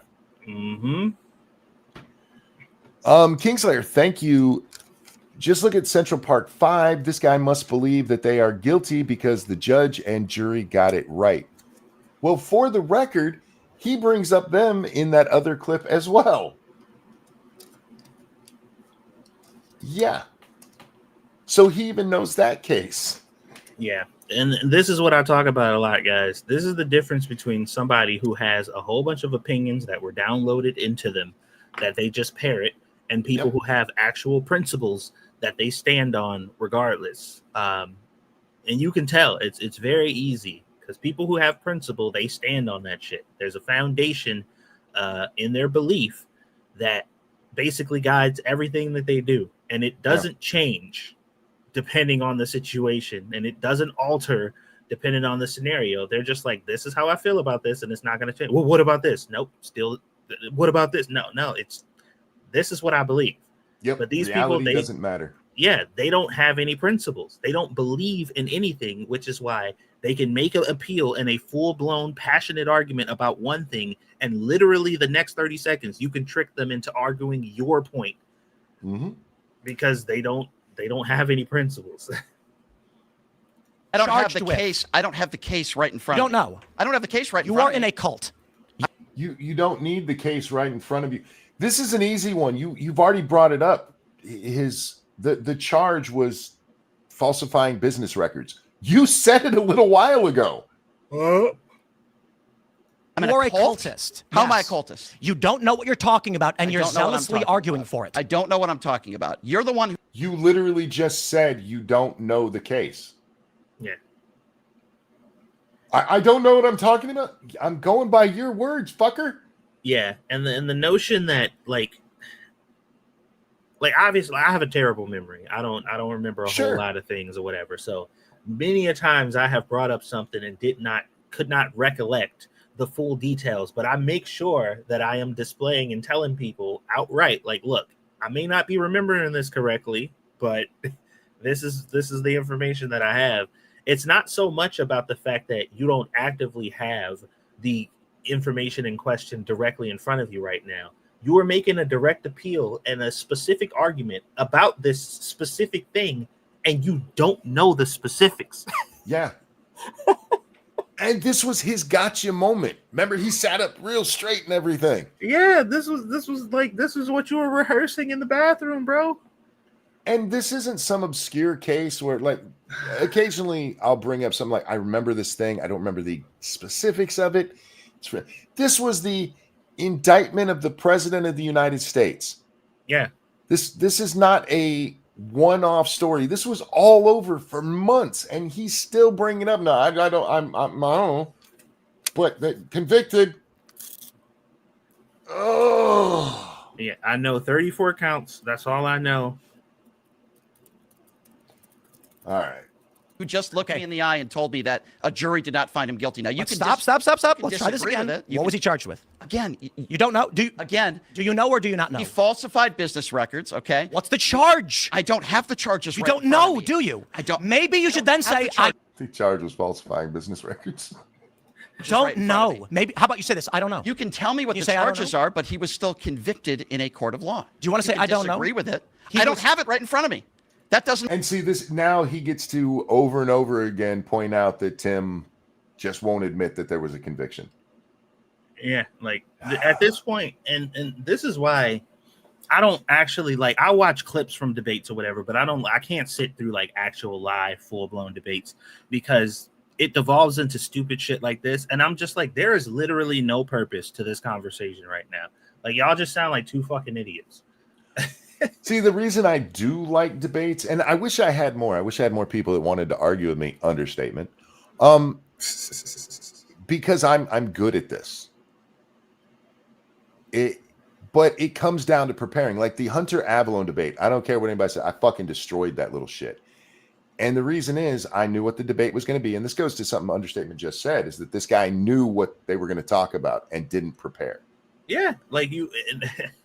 That's the part that makes me so mad too. Is like the willful ignorance and the way that they like confidently display how ignorant they is infuriates me.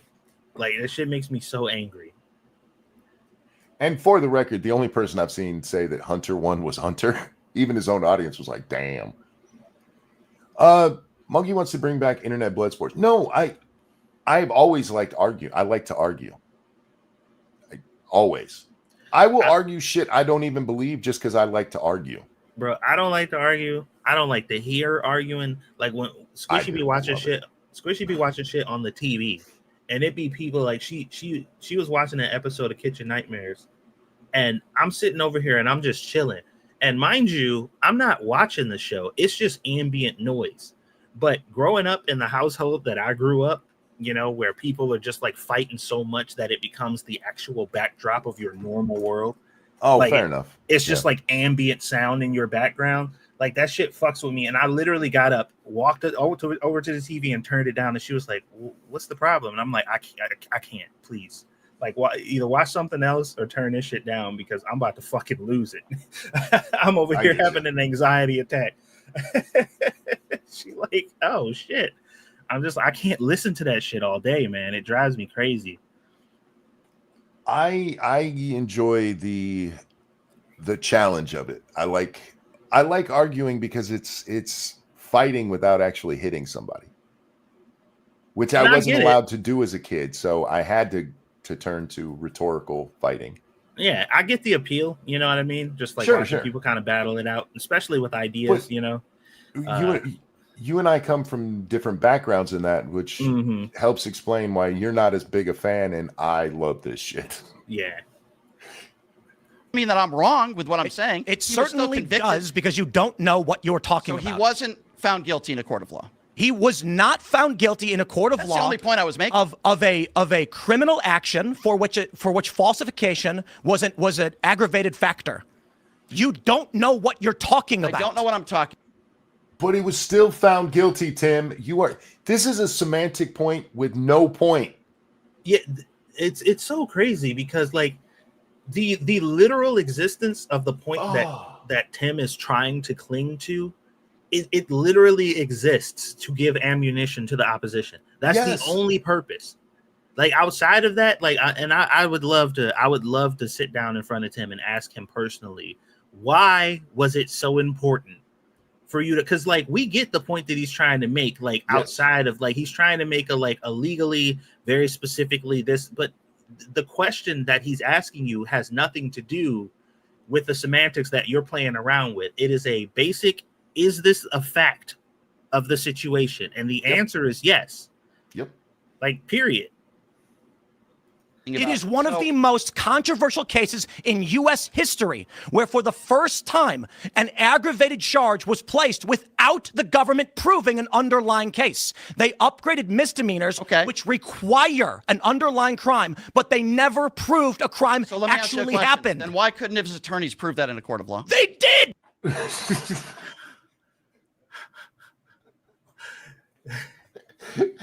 I feel you, Tim. I feel you. Bro, see, and like I said, you know, and this is where the principle conversation comes in. I don't support, you know, just like random acts of violence, right? But I can see how somebody could hop over this table and just start mauling this dude because it's just like, bro, are you fucking joking right now? Well, Tim is making another mistake here because this guy's already told him he doesn't know. So when this guy goes, why didn't his lawyer say that? Like, how would you know if he did or not? You weren't fucking paying attention. You don't even know you don't know the main details of the case. How could you possibly know anything about anything around it? Oh. Yeah, this is why it's under going nowhere. Appeal, and they have not issued a sentence yet. So in our country, don't know what you're talking about. I don't know what I'm talking about. Oh, here's what I do. You can't even name the charges. You don't know who was. Just because I can't name the charges doesn't mean he wasn't convicted in a court of law. Falsified the record. And see, there we go. That's the opening you gave him, you dumbass. Thank you, Cryptic. This debate makes me want to beat TC and steal his nuts. I find things like this instructive. I really do. There are so many mistakes being made by both sides here, bro, that if you're trying to have a conversation with somebody, not even necessarily a debate, but a conversation with them where you're trying to change their mind about something. And look, I don't think internet debates are meant to change. I don't think Tim is going to change Brian's mind. I do think that there might be people watching along who can learn something and will go and change their mind. That's the importance of internet debate. Well, yeah, and well, debate in general, because I've never considered the idea of two people with very strong and firm opposing views talking to each other. It was never like, oh, who's gonna change the other person's mind? Right. Like it's for the listener, which 100%. Is why. Yeah. Which is the main reason why Charlie Kirk set up a forum for these people to do these debates publicly. That was the whole point, because two people in a room who have these opinions that aren't going to change under any circumstances debating is worthless. Mm-hmm. It's useless. It is a wasted effort and it benefits nobody. But when you put it on the public stage and allow people to see it, that debate is not about who's going to change the other person's mind. It's who's going to capture the most people in the audience. Mm-hmm. And the best way to do that is to have the better arguments. Yes. And Tim fucked up so bad with, no, he wasn't convicted. Yes, he was. And now this guy has brought that up like 4 different times to ignore your question. Yeah, and it's so like, dude had nothing. This whole time, throughout this whole debate, this whole conversation, he had a baseline of nothing to work with. And you're just like handing him favors for some reason. And people watching along, especially if they're already predisposed to one side or the other. Yeah. If there's a lefty walking along, now they don't have to listen to anything else Tim said because he blatantly lied. Yeah. Yeah. And he's doubling and tripling and ultraing down on this lie for literally no reason. There's no benefit to it. Well, he didn't falsify the records per se, but people that were doing it, that were behind. All right, let's slow down. Let's slow down and calm down. You only know that because Tim told you a little bit ago. He's like, haha, I've gained some knowledge that I'm going to use. Why are you saying it like you knew that? Oh, God. All right. I wish I'm a conceited, overly confident person, and I wish I had the confidence to be this goddamn dumb publicly. Yeah, there is some it is fascinating how confidently stupid and ignorant people are. You don't know the facts of the case. Do you know all the facts in the case? I know you have more evidence than the jury. He knows more than you do, homie. He can actually name what the crime was supposed to be. Was he about to ask him, did he have more evidence than the jury? Yes. What is wrong with this dude, man? And you know what? I hate to be the one to tell you this because they do bring up the E. Jean Carroll case in the other clip. I don't know if it makes it because I haven't seen the rest of what we're watching here. But in the E. Jean Carroll case, the public had way more information than the jury got. Like the jury was never told that there's a Law and Order episode with her specific claim in it that came out before she made her claim. Mm-hmm.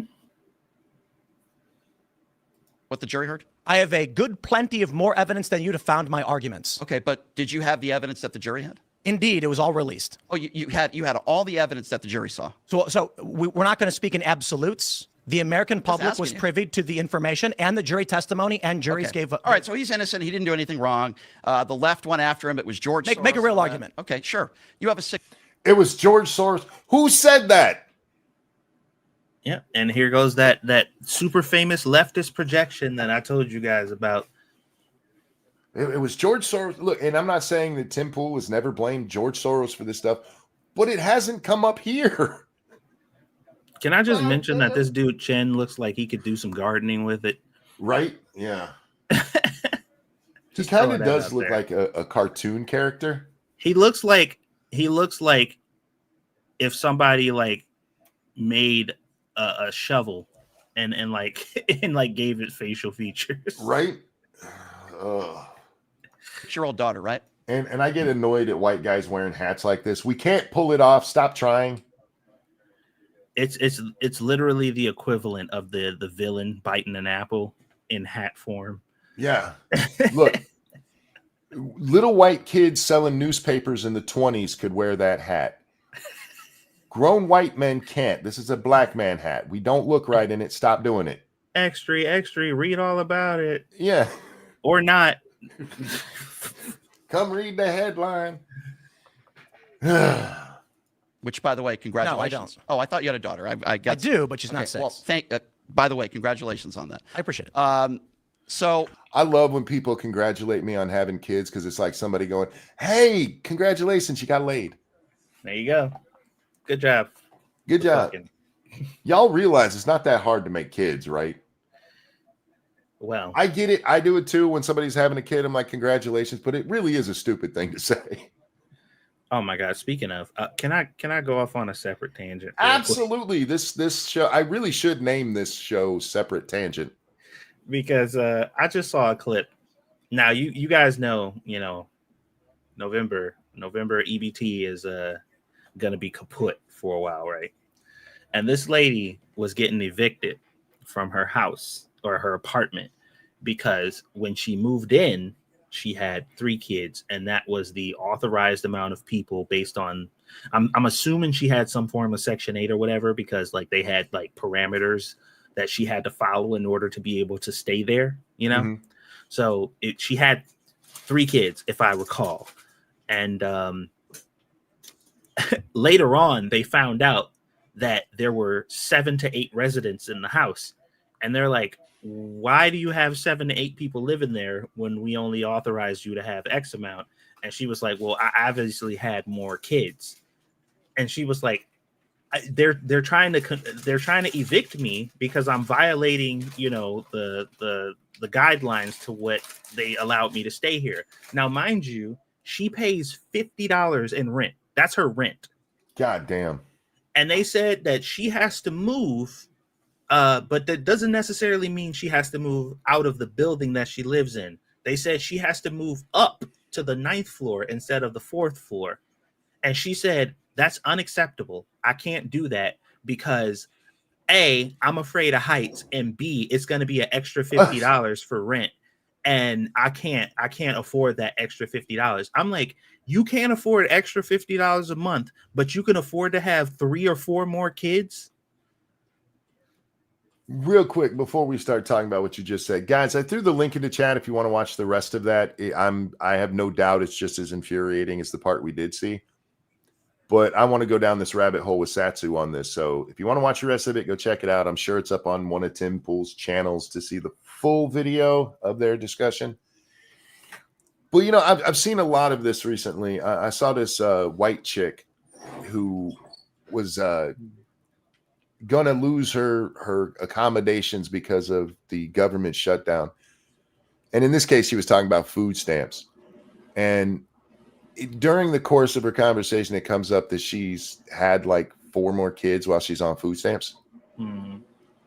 And like, I understand. I love my children. And sometimes things happen. You didn't mean to have an extra kid. You need a little bit of help. But that's not what we're talking about with a lot of these people. These are people who make the conscious effort to go out there and have 2, 3, 4 more kids when they can't afford the one they have already. Mm-hmm. And I have sympathy for the children because their parents are retarded. But for the moms, like, how am I supposed to feed my kids? Well, you weren't supposed to have that many, stupid. Mm-hmm. There is a weird thing in the world, actually, that the richer you are, the less children you tend to have. Mm. And back in the day when you're working on a farm and you can't afford extra help and they've gotten rid of slavery, so your kids are going to be your new slaves, it made a little more sense. But these days it makes no sense. You get no benefit other than, a little bit of government handout to having all these fucking kids you can't afford. Yeah. Well, even back then, where it was just like, one of y'all got to be something eventually. Yeah. Like, like one of y'all got to be something. Like, God damn. It makes no sense. And especially with all of the stuff that's going on with the shutdown, because I've seen people like, they're not going to give us money this month. I'm losing my house. If you're losing your house because you've missed one rent payment, you have the most strict landlord in history. Well, not only that, let's talk about the broader issue. I've been trying to tell these people for a long time that voting Democrat is literally a trap. And they put you into this web of government assistance and they tell you, like, look, we're going to give you access to all this stuff. But if you try to better yourself in any way, if you try to put yourself in any position that's better than the one we have you locked into right now, we're going to take all those benefits away and good luck. Hope you figure it out. And also, if you vote against us, we're going to also take them away. Like, they have all this stuff and you try to tell them, like, this is how they trap you. And they're like, that's bullshit. And then in the moment something like this happens, they like, oh, I don't have access to this stuff anymore. My life is over. And I'm like, how could you possibly have gotten into such a predicament and not believe that these people put you there? Like, I don't get it. You don't believe that these people set you up and put you in a position to where if for whatever reason you cannot depend on them, you're completely fucked. And then the moment you can't depend on them, you're completely fucked. And they can't draw the connection. I'm like, dude, you literally just said, if I don't get this money from the government, I'm going to starve. Yeah. And I'm telling you that the government set up a system to make it to where if you can't get money from them, you're going to starve. Look at the way the system is set up, or at least was for a long time. I don't know if it's still this way, but let's say you were on food stamps and you went out there and you got yourself a nice job where you're paying your own bills and you were getting $600 in food stamps a month and your job pays you $300. The amount of food stamps that they would take away from you for that $300 would be like $450. Yeah. You would literally get punished for making money. Yeah. And oh, by the way, you're a single mother and you're living in this house trying to make your situation together. We're giving you some food stamps to survive, but you found a man who is actually a good, decent man that's going to take care of you and possibly get you out of this situation. Yeah, you don't need this anymore. Let me get that. Yep. And it's just like I get it, because a lot of people don't understand that you were never supposed to live off these benefits. That's not what they're for. No, they're not for you to live off them forever. They are for you to get yourself out of the position that you're in and put you into a position where you can take care of yourself. But that's not how people use them. Yeah, my go-to for this for so long is it's supposed to be a safety net, not a hammock. Yes. You're not supposed to be relaxing there taking a fucking nap. It's to help you get back to where you should be. But I mean, go back to Obama. Obama comes out and tells America, hey, a bunch of you probably qualify for food stamps. And there is a massive expansion of food stamps. People who were making it on their own were told, hey, you can get some free money from us. And what'd they do? They all ran out and got free money. And now they're part of that system. Yeah. And now you rely on it. And you like, I swear to God, I watched this video. This lady was saying, like, what the fuck I look like using my own money to pay for food. Mm-hmm. Like, I'm not going to do that. Like, that's ridiculous. Like, and she like, y'all taxpayers doing all that complaining and pissing and moaning. Y'all been supporting me and my kids this whole time. Don't act like a fucking quitter now. And I'm just like, bro. Cyber Taz, thank you so much. We are quite literally living in the opening to the movie Idiocracy. We're very close. All right. I got to bring this one up because I haven't made fun of white women today. You know, I love making fun of white women. Yeah, I saw Blue Eyed in chat say staying home today and probably gonna be in the kitchen. I'm like, no, that's a good white woman right there. Hey. And it made me think of this white woman and how much I want to make fun of her. And this one hurts me because she's cute. She should be out there living her best life, making little babies with somebody and being smart and cooking cookies and shit. And instead, she's on the internet doing this. I think one of my favorite things that I've learned so far as I'm reading the Quran is that technically I'm a Muslim. Okay, hold on. You're supposed to check your Streamlabs. Cryptic, thank you. Both of them makes me want to beat TC into next Tuesday. Fair enough. That is fair. Okay, Streamlabs do work, by the way, guys. Okay. I could have done without this reaction. Like, if she would have just simply said, hey, I did some research, looked into this religion, and found out that I align with them in a lot of ways, then I'd have been like, cool. but this reaction to it is weird. Technically, I'm a Muslim. Giddy. Okay, one, technically, you're not a Muslim. That's not how it works. Well, I would just ask, like, hey, so do you feel like implanting yourself into another country and completely changing and destroying the foundation of what it was built on in order to implement your own? Because if not, you might not be Muslim. Yeah. Thank you, Cryptic. Let's get her over to Iran, right? And Iran. She ain't gonna survive very long, by the way. Sweetie, you are looking way too cute. I mean, you're basically asking to be raped in Islam. I'm just saying. That's not my rules. She is far too old. Stop that. Fair enough. I don't know why it makes me so happy. Me neither. Because you're retarded. Me neither. I am baffled at the concept that you are so thrilled by this. This is somebody who has only ever read headlines about Muslims and not, anything to do with them. She literally don't know the first thing about it. But she claims she's reading the Quran. Hey, sweetie, wait till you get to that part where if he beats you in war, he can fuck your wife in front of you. Just tell her. I always encourage these people, like, if you're gonna go in, like, go in, like, take yourself over to the mosques and the places where these people pray and do all this stuff. Like, just go over there and see for yourself. Spend some time with these people. Don't sit in your fucking super expensive house and put up a camera and talk about it here. Like, show us the video where you went there and decided you were gonna walk into a room full of Muslim men and speak your mind and tell them what you thought about things. And well, maybe not do that because you might not survive, but, like, at the very least, yell it from outside so you can run. Yeah, exactly. Peter said you discovered your property, basically. Jesus and Christ. Faithless says not even headlines what the left teacher told her. Yeah. Fuck, man. All right. She's gonna give us her reasoning. This is what Muslim is to her. Like, technically, I'm a Muslim. Lowercase m. Because I'm pretty sure you can be beheaded just for the lowercase m there, sweetie. Yeah, you've already been executed twice in this conversation. Look, I can see your shoulders. You're a whore. because I believe in God. Wait, what? Because what? she believes in God. All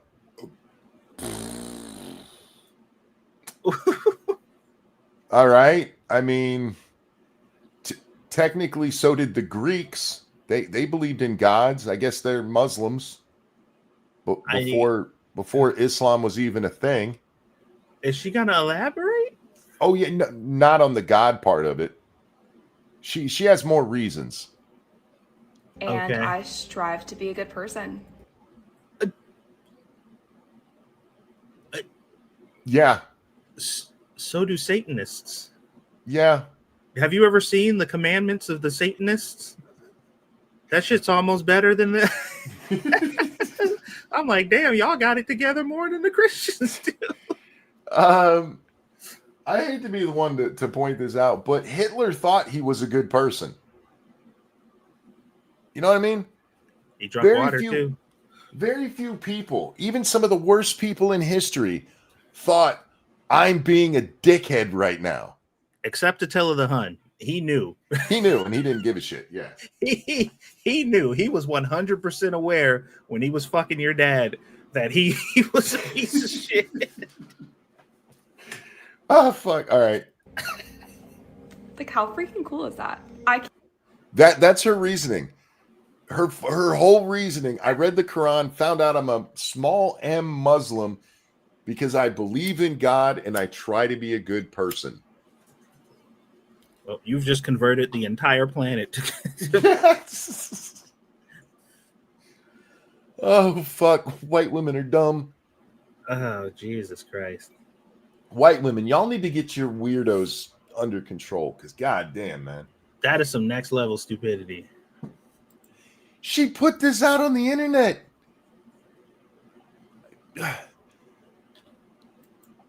And said it with her whole chest, too. And look how happy she is to be telling everyone.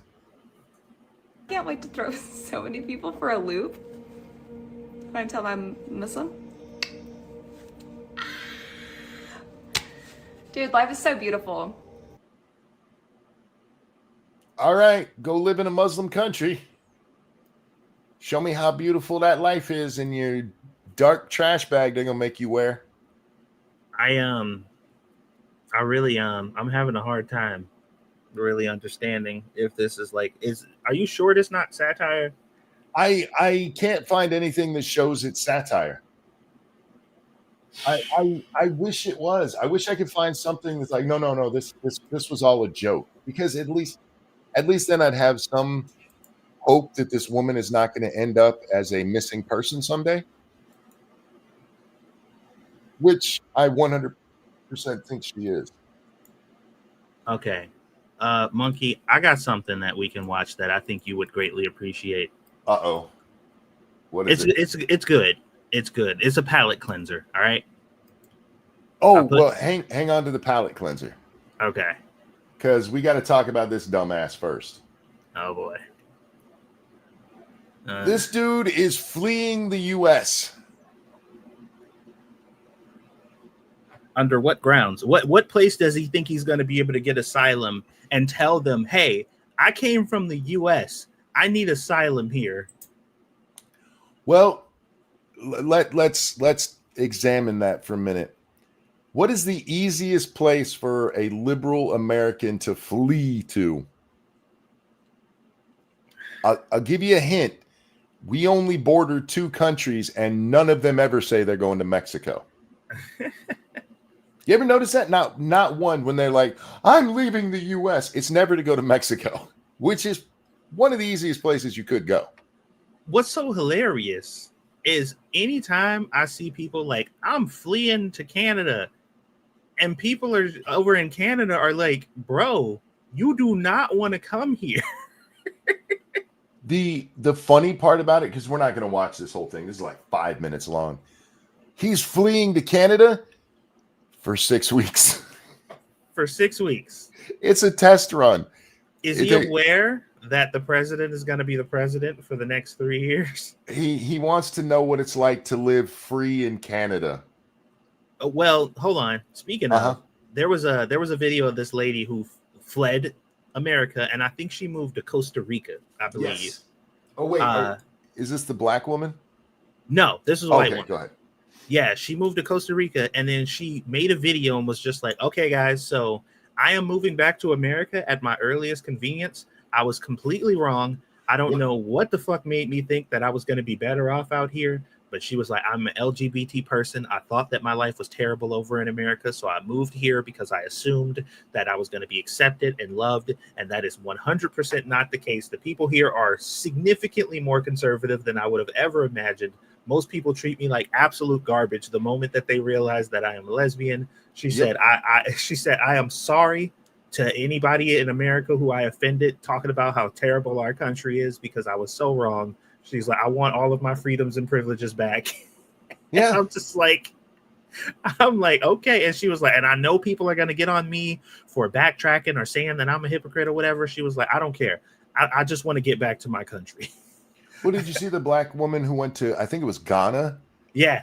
And she's like, they don't have food here. Like, no shit. Yeah. And she talked about how fucking Africans hate Americans, no matter if they're black or not. These fucking idiots, they get told. I mean, when Trump called Puerto Rico a shithole, Haiti a shithole. Mm-hmm. You had Conan O'Brien go to Haiti to a 5-star resort there and like, it's great here. Yeah. Motherfucker didn't go to anywhere else. Yeah. And you got to love that shit. You can use Google Earth to see Haiti's a fucking shithole. Yeah. But these idiot lefties are like, no, Donald Trump said it's a shithole, so it must be a paradise. Go take your ass. Let's go see. Dude, anyway. There are luxury hotels in like Africa and shit where from your hotel window you can literally see like the wastelands outside of the resort.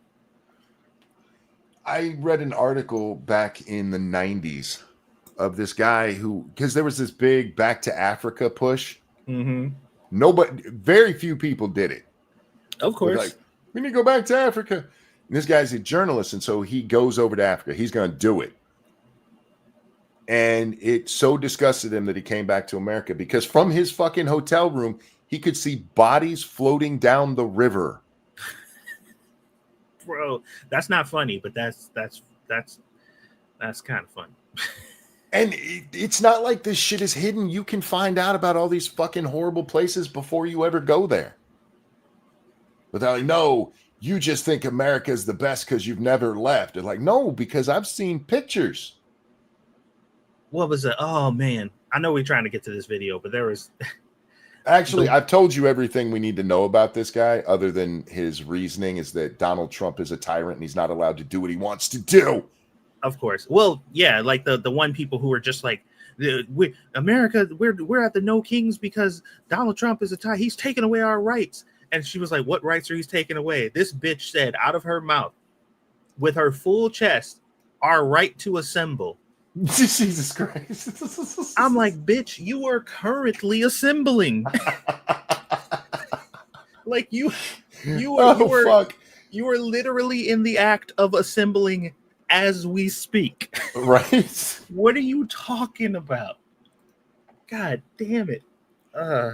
Okay, is this the video, the short here? The one in the side chat. Yes. Okay. Just want to make sure I have the right thing to bring up on the screen.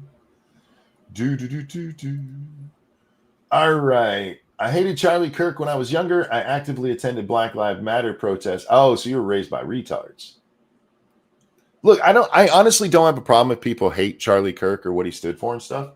As long as you hated him for what he actually stood for and what he actually said and not the headline bullshit that I saw so many people like, I hate him because he said that you should be able to kill LGBT people. That's not. He didn't say that. He didn't say anything close to that. What the fuck are you talking about? So if you hated him because of who he is, I don't have a problem with that. It's hating him for the lies you've heard about him. Or didn't hear, because like I said, most people didn't hear. They don't even know what his voice sounds like. Yeah.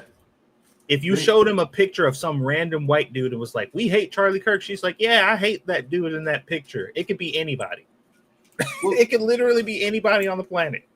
They going back to when Milo Yiannopoulos was a thing and people would protest him, there's that one video where the guy on the ground, he's doing the interview, and he's like, why are you here protesting Milo? And he goes, I don't know. My friend told me I should. Yeah. And that was his whole reason for protesting Milo Yiannopoulos. Yeah, somebody on the No King said the same thing. He was like, why do you believe the things that you believe? He was like, I mean, that's what they told me. This is what the consensus is around here. So I'm just doing what everybody else is doing. I'm like, bro, you're not supposed to say that out loud, man. And these are the people who will tell you democracy is important. Those when we don't live in one. Those morons who willfully don't know what the fuck they're doing and are still doing it get to cancel out your vote. They don't even know that we don't live in a democracy. All right, here we go. I hated Charlie Kirk when I was younger. I was actively attending Black Lives Matter protests when I first became aware of him. I think I was in my mid-20s the first time I heard him speak, and anytime he'd pop up on my feed, I'd get mad because I literally did not want to hear any of his talking points. Like, I was entirely closed off to anything that he said or believed. This is such a horrible way to be. It's one thing if you know the person. Like, there are people that if I see him, like Steve Shives, if I see, I'm like, oh, this is going to be fucking stupid. Man, Monkey. He came up a while ago. I thought we were friends, man. Don't be. Look, Butthole Lips has his place in the history. Okay. You know what? It's the moment you said his name, my fucking stupid brain immediately brought up his juicy ass fucking lips. I'm just like, I can't. Why? His wet butthole lips. My point being, even with Steve Shives, if I'm going to pay attention to him, I will watch what he says. And I don't think I've ever agreed with him on anything. But you can't just get mad and go, it's this guy, blah. Because it might be the one time they say something that's intelligent. or they might trigger something in your brain that makes you rethink something. Yeah, of course. And like, there's tons of people, Steve Shives, Boulder Boy, like all these people who I can't stand or whatever. If I got news that they were like assassinated or murdered in some horrible way for no reason, I'd be like, rest in fucking peace. That's fucking terrible. That's terrible. Yes. I thought you hated that dude. I do. I fucking hate his guts. But that's absolutely fucked up that happened to him. And I will mourn his death because that's what decent people do. My point with bringing up Shives is that even with somebody that I'm well aware of, I don't just instantly dismiss them out of hand because that's stupid.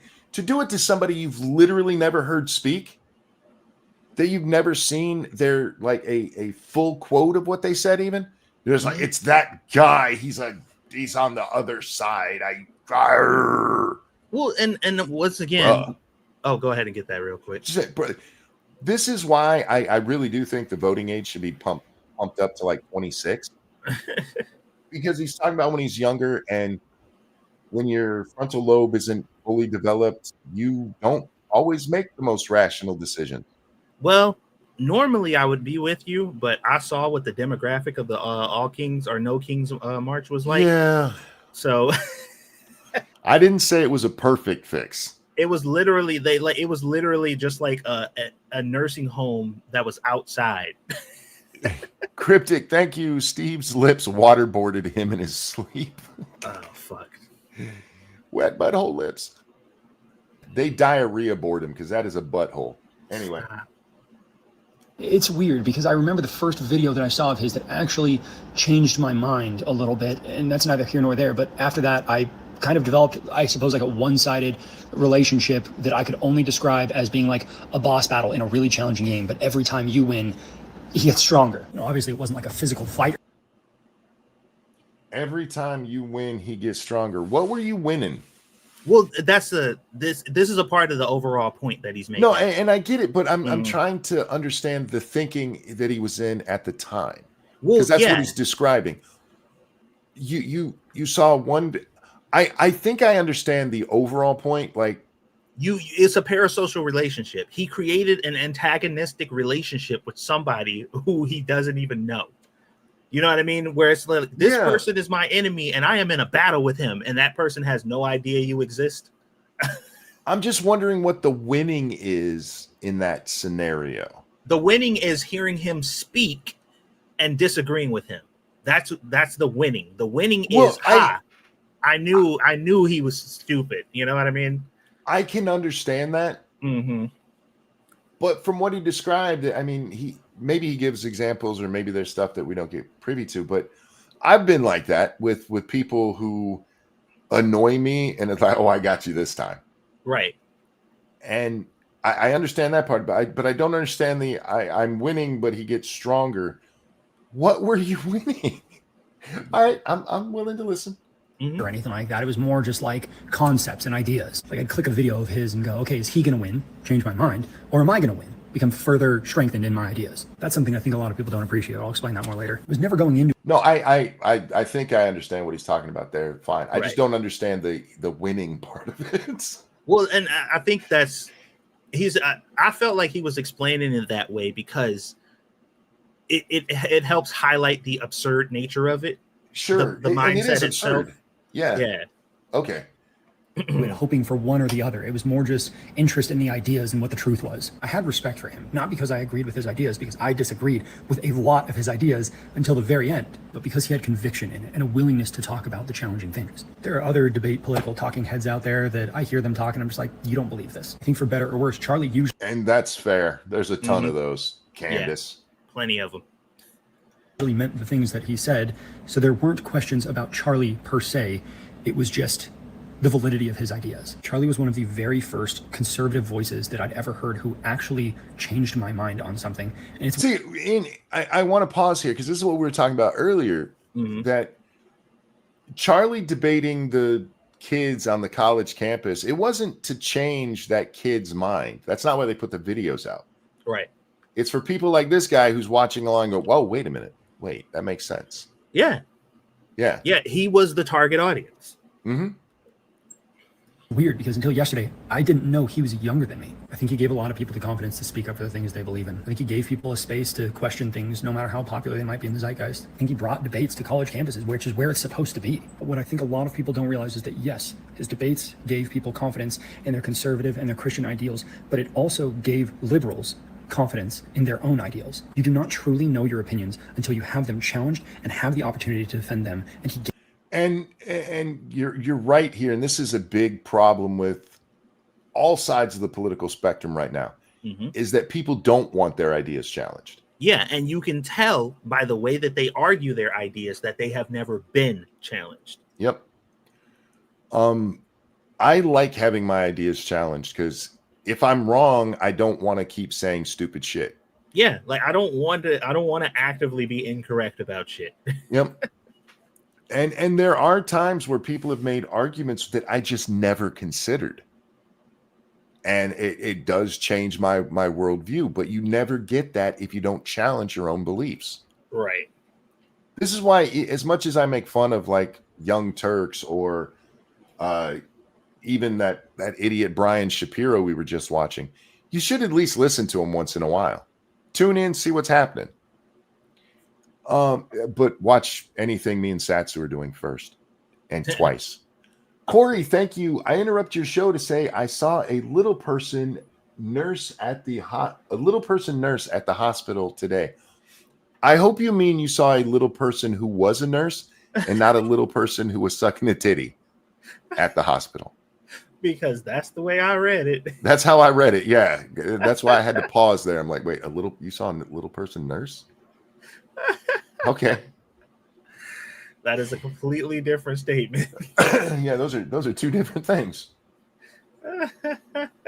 gave that to people constantly. I might have a few more videos about Charlie and at least one subscriber one so it doesn't get deleted, but ultimately to wrap things up, I'll just say this. Stick with me for a second. In the game Shadow of Mordor, there was a system called the Nemesis system where anytime you would defeat an enemy, potentially it was permanent, potentially it was not, and potentially they would come back stronger because they would learn your tactics and improve upon them to defeat you. Even if you killed them, you never knew if that was going to be the final time or if they would come back even stronger. It was incredible. Like I said, Charlie never knew me, so all these conversations, so to speak, were one-sided. But I hate knowing that the final debate between he and I has taken place. I hate knowing that I will never be able to hear an idea that he espouses that I despise again and be able to determine through words if he is right or if I am. I hate that I will never get to hear him.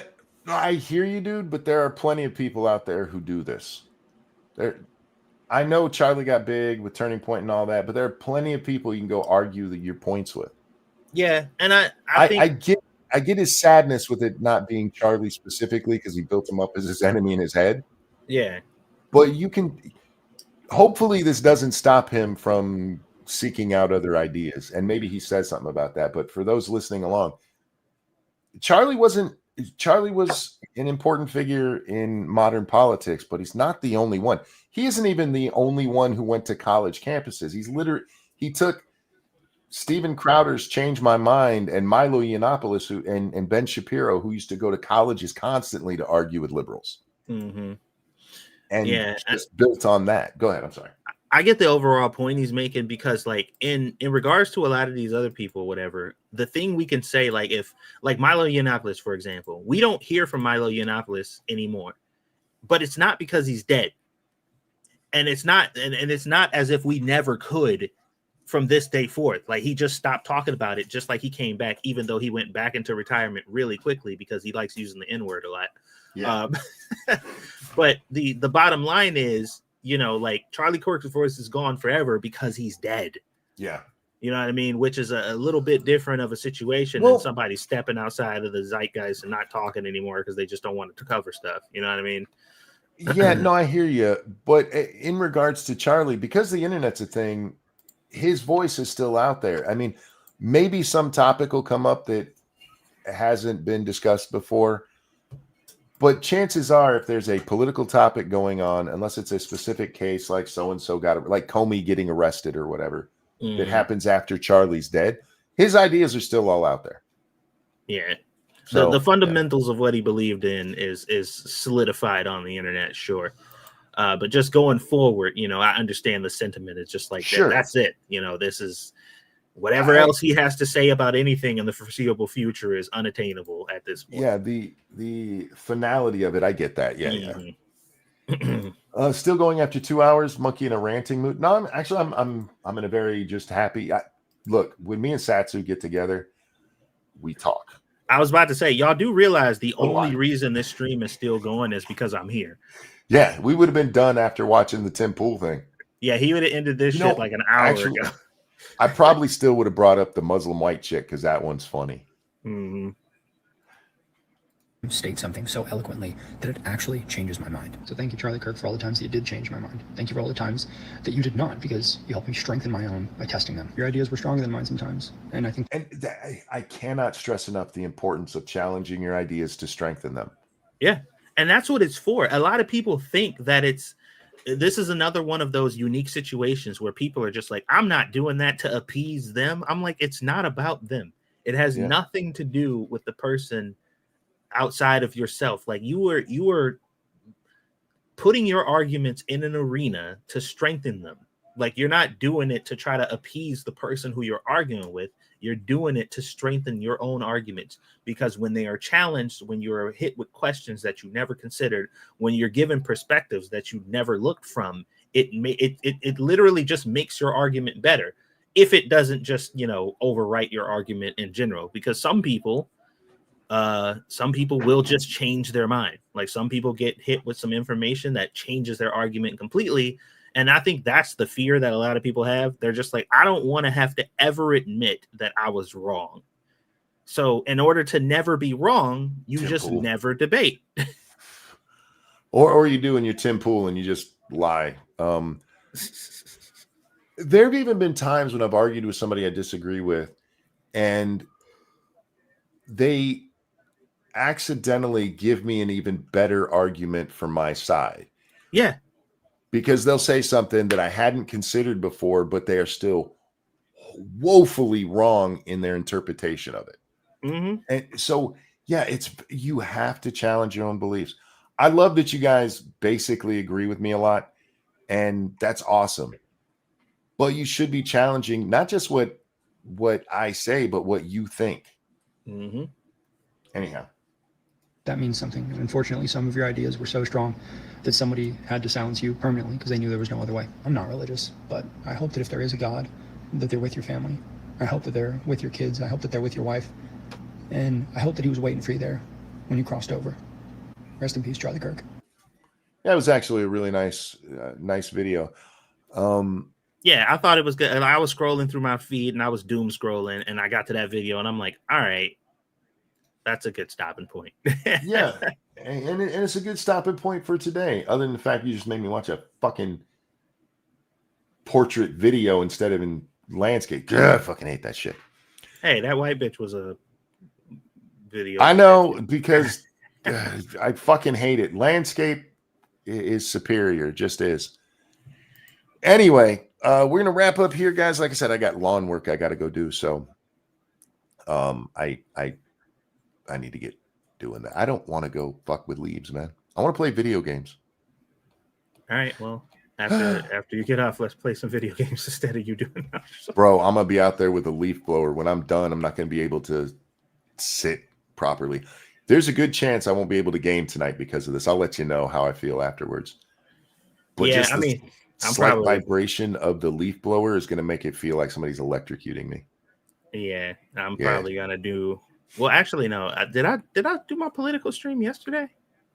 I'm not sure. By the way, guys, if you have not, I know a lot of people may be like unsubbed. There's a lot of people who were subbed to my Satsu 2 Cents channel and got unsubbed or whatever through stuff or whatever. If you're not subbed to me on my Let Him Cook channel, or if you're not getting notifications or stuff like that, you want to see, I am making content now again, for people who care. So I've been doing consistent live streams over there, just solo stuff where I talk about video topics. And I've also been doing a lot of shorts and stuff over there too. So I am making content again. So if you wondered what happened to Satsu, like where is this video, like that channel got deleted basically completely from YouTube and it was gone for like probably like 4 years. And I finally got it back. So just check that channel out. It's called Let Him Cook if you guys want to so that way you are you can get your daily or your weekly dose of Satsu too again. Understatement says you did your show on Saturday, and Cryptic says check your Streamlabs, bud. I gotta refresh this because I'm looking at it and nothing new came in. So I always have to refresh mine. Is why it's the only reason I use the alert is so I know I need to refresh, because it doesn't do it automatically, which makes no goddamn sense. While you're doing that, guys, thanks for watching. Thank you for the donations. You guys are so very kind to us. Satsu just shielded himself. Check out Let Him Cook and video gaming over on 2 Cents Plus. That is the number 2 CENTSPLUS. I haven't given that spelling in a while. That used to be a normal thing we did because we used to game a lot more. I'm not seeing any donation in here, by the way. There's the last one from Cryptic that was 40 minutes ago. And if you're still talking about that first one, then I did read that one. I don't know if you missed it. But yeah, I don't see if there's not another one in here, Cryptic. Because the one you sent before, both of them makes me want to beat TC into next Tuesday. That's the one that I saw. So I don't know what's going on with this. Devil Fruit Zero says that he watches your shorts. Good stuff, bro. Appreciate it. Yep. All right, guys, that's it for today. Satsu, a pleasure as always, my friend. Indeed. Guys, we love you. Take care of yourselves. We'll see you on the next one. Bye now. Bye. Fuck off, everybody. He may be black, but my penis is prettier.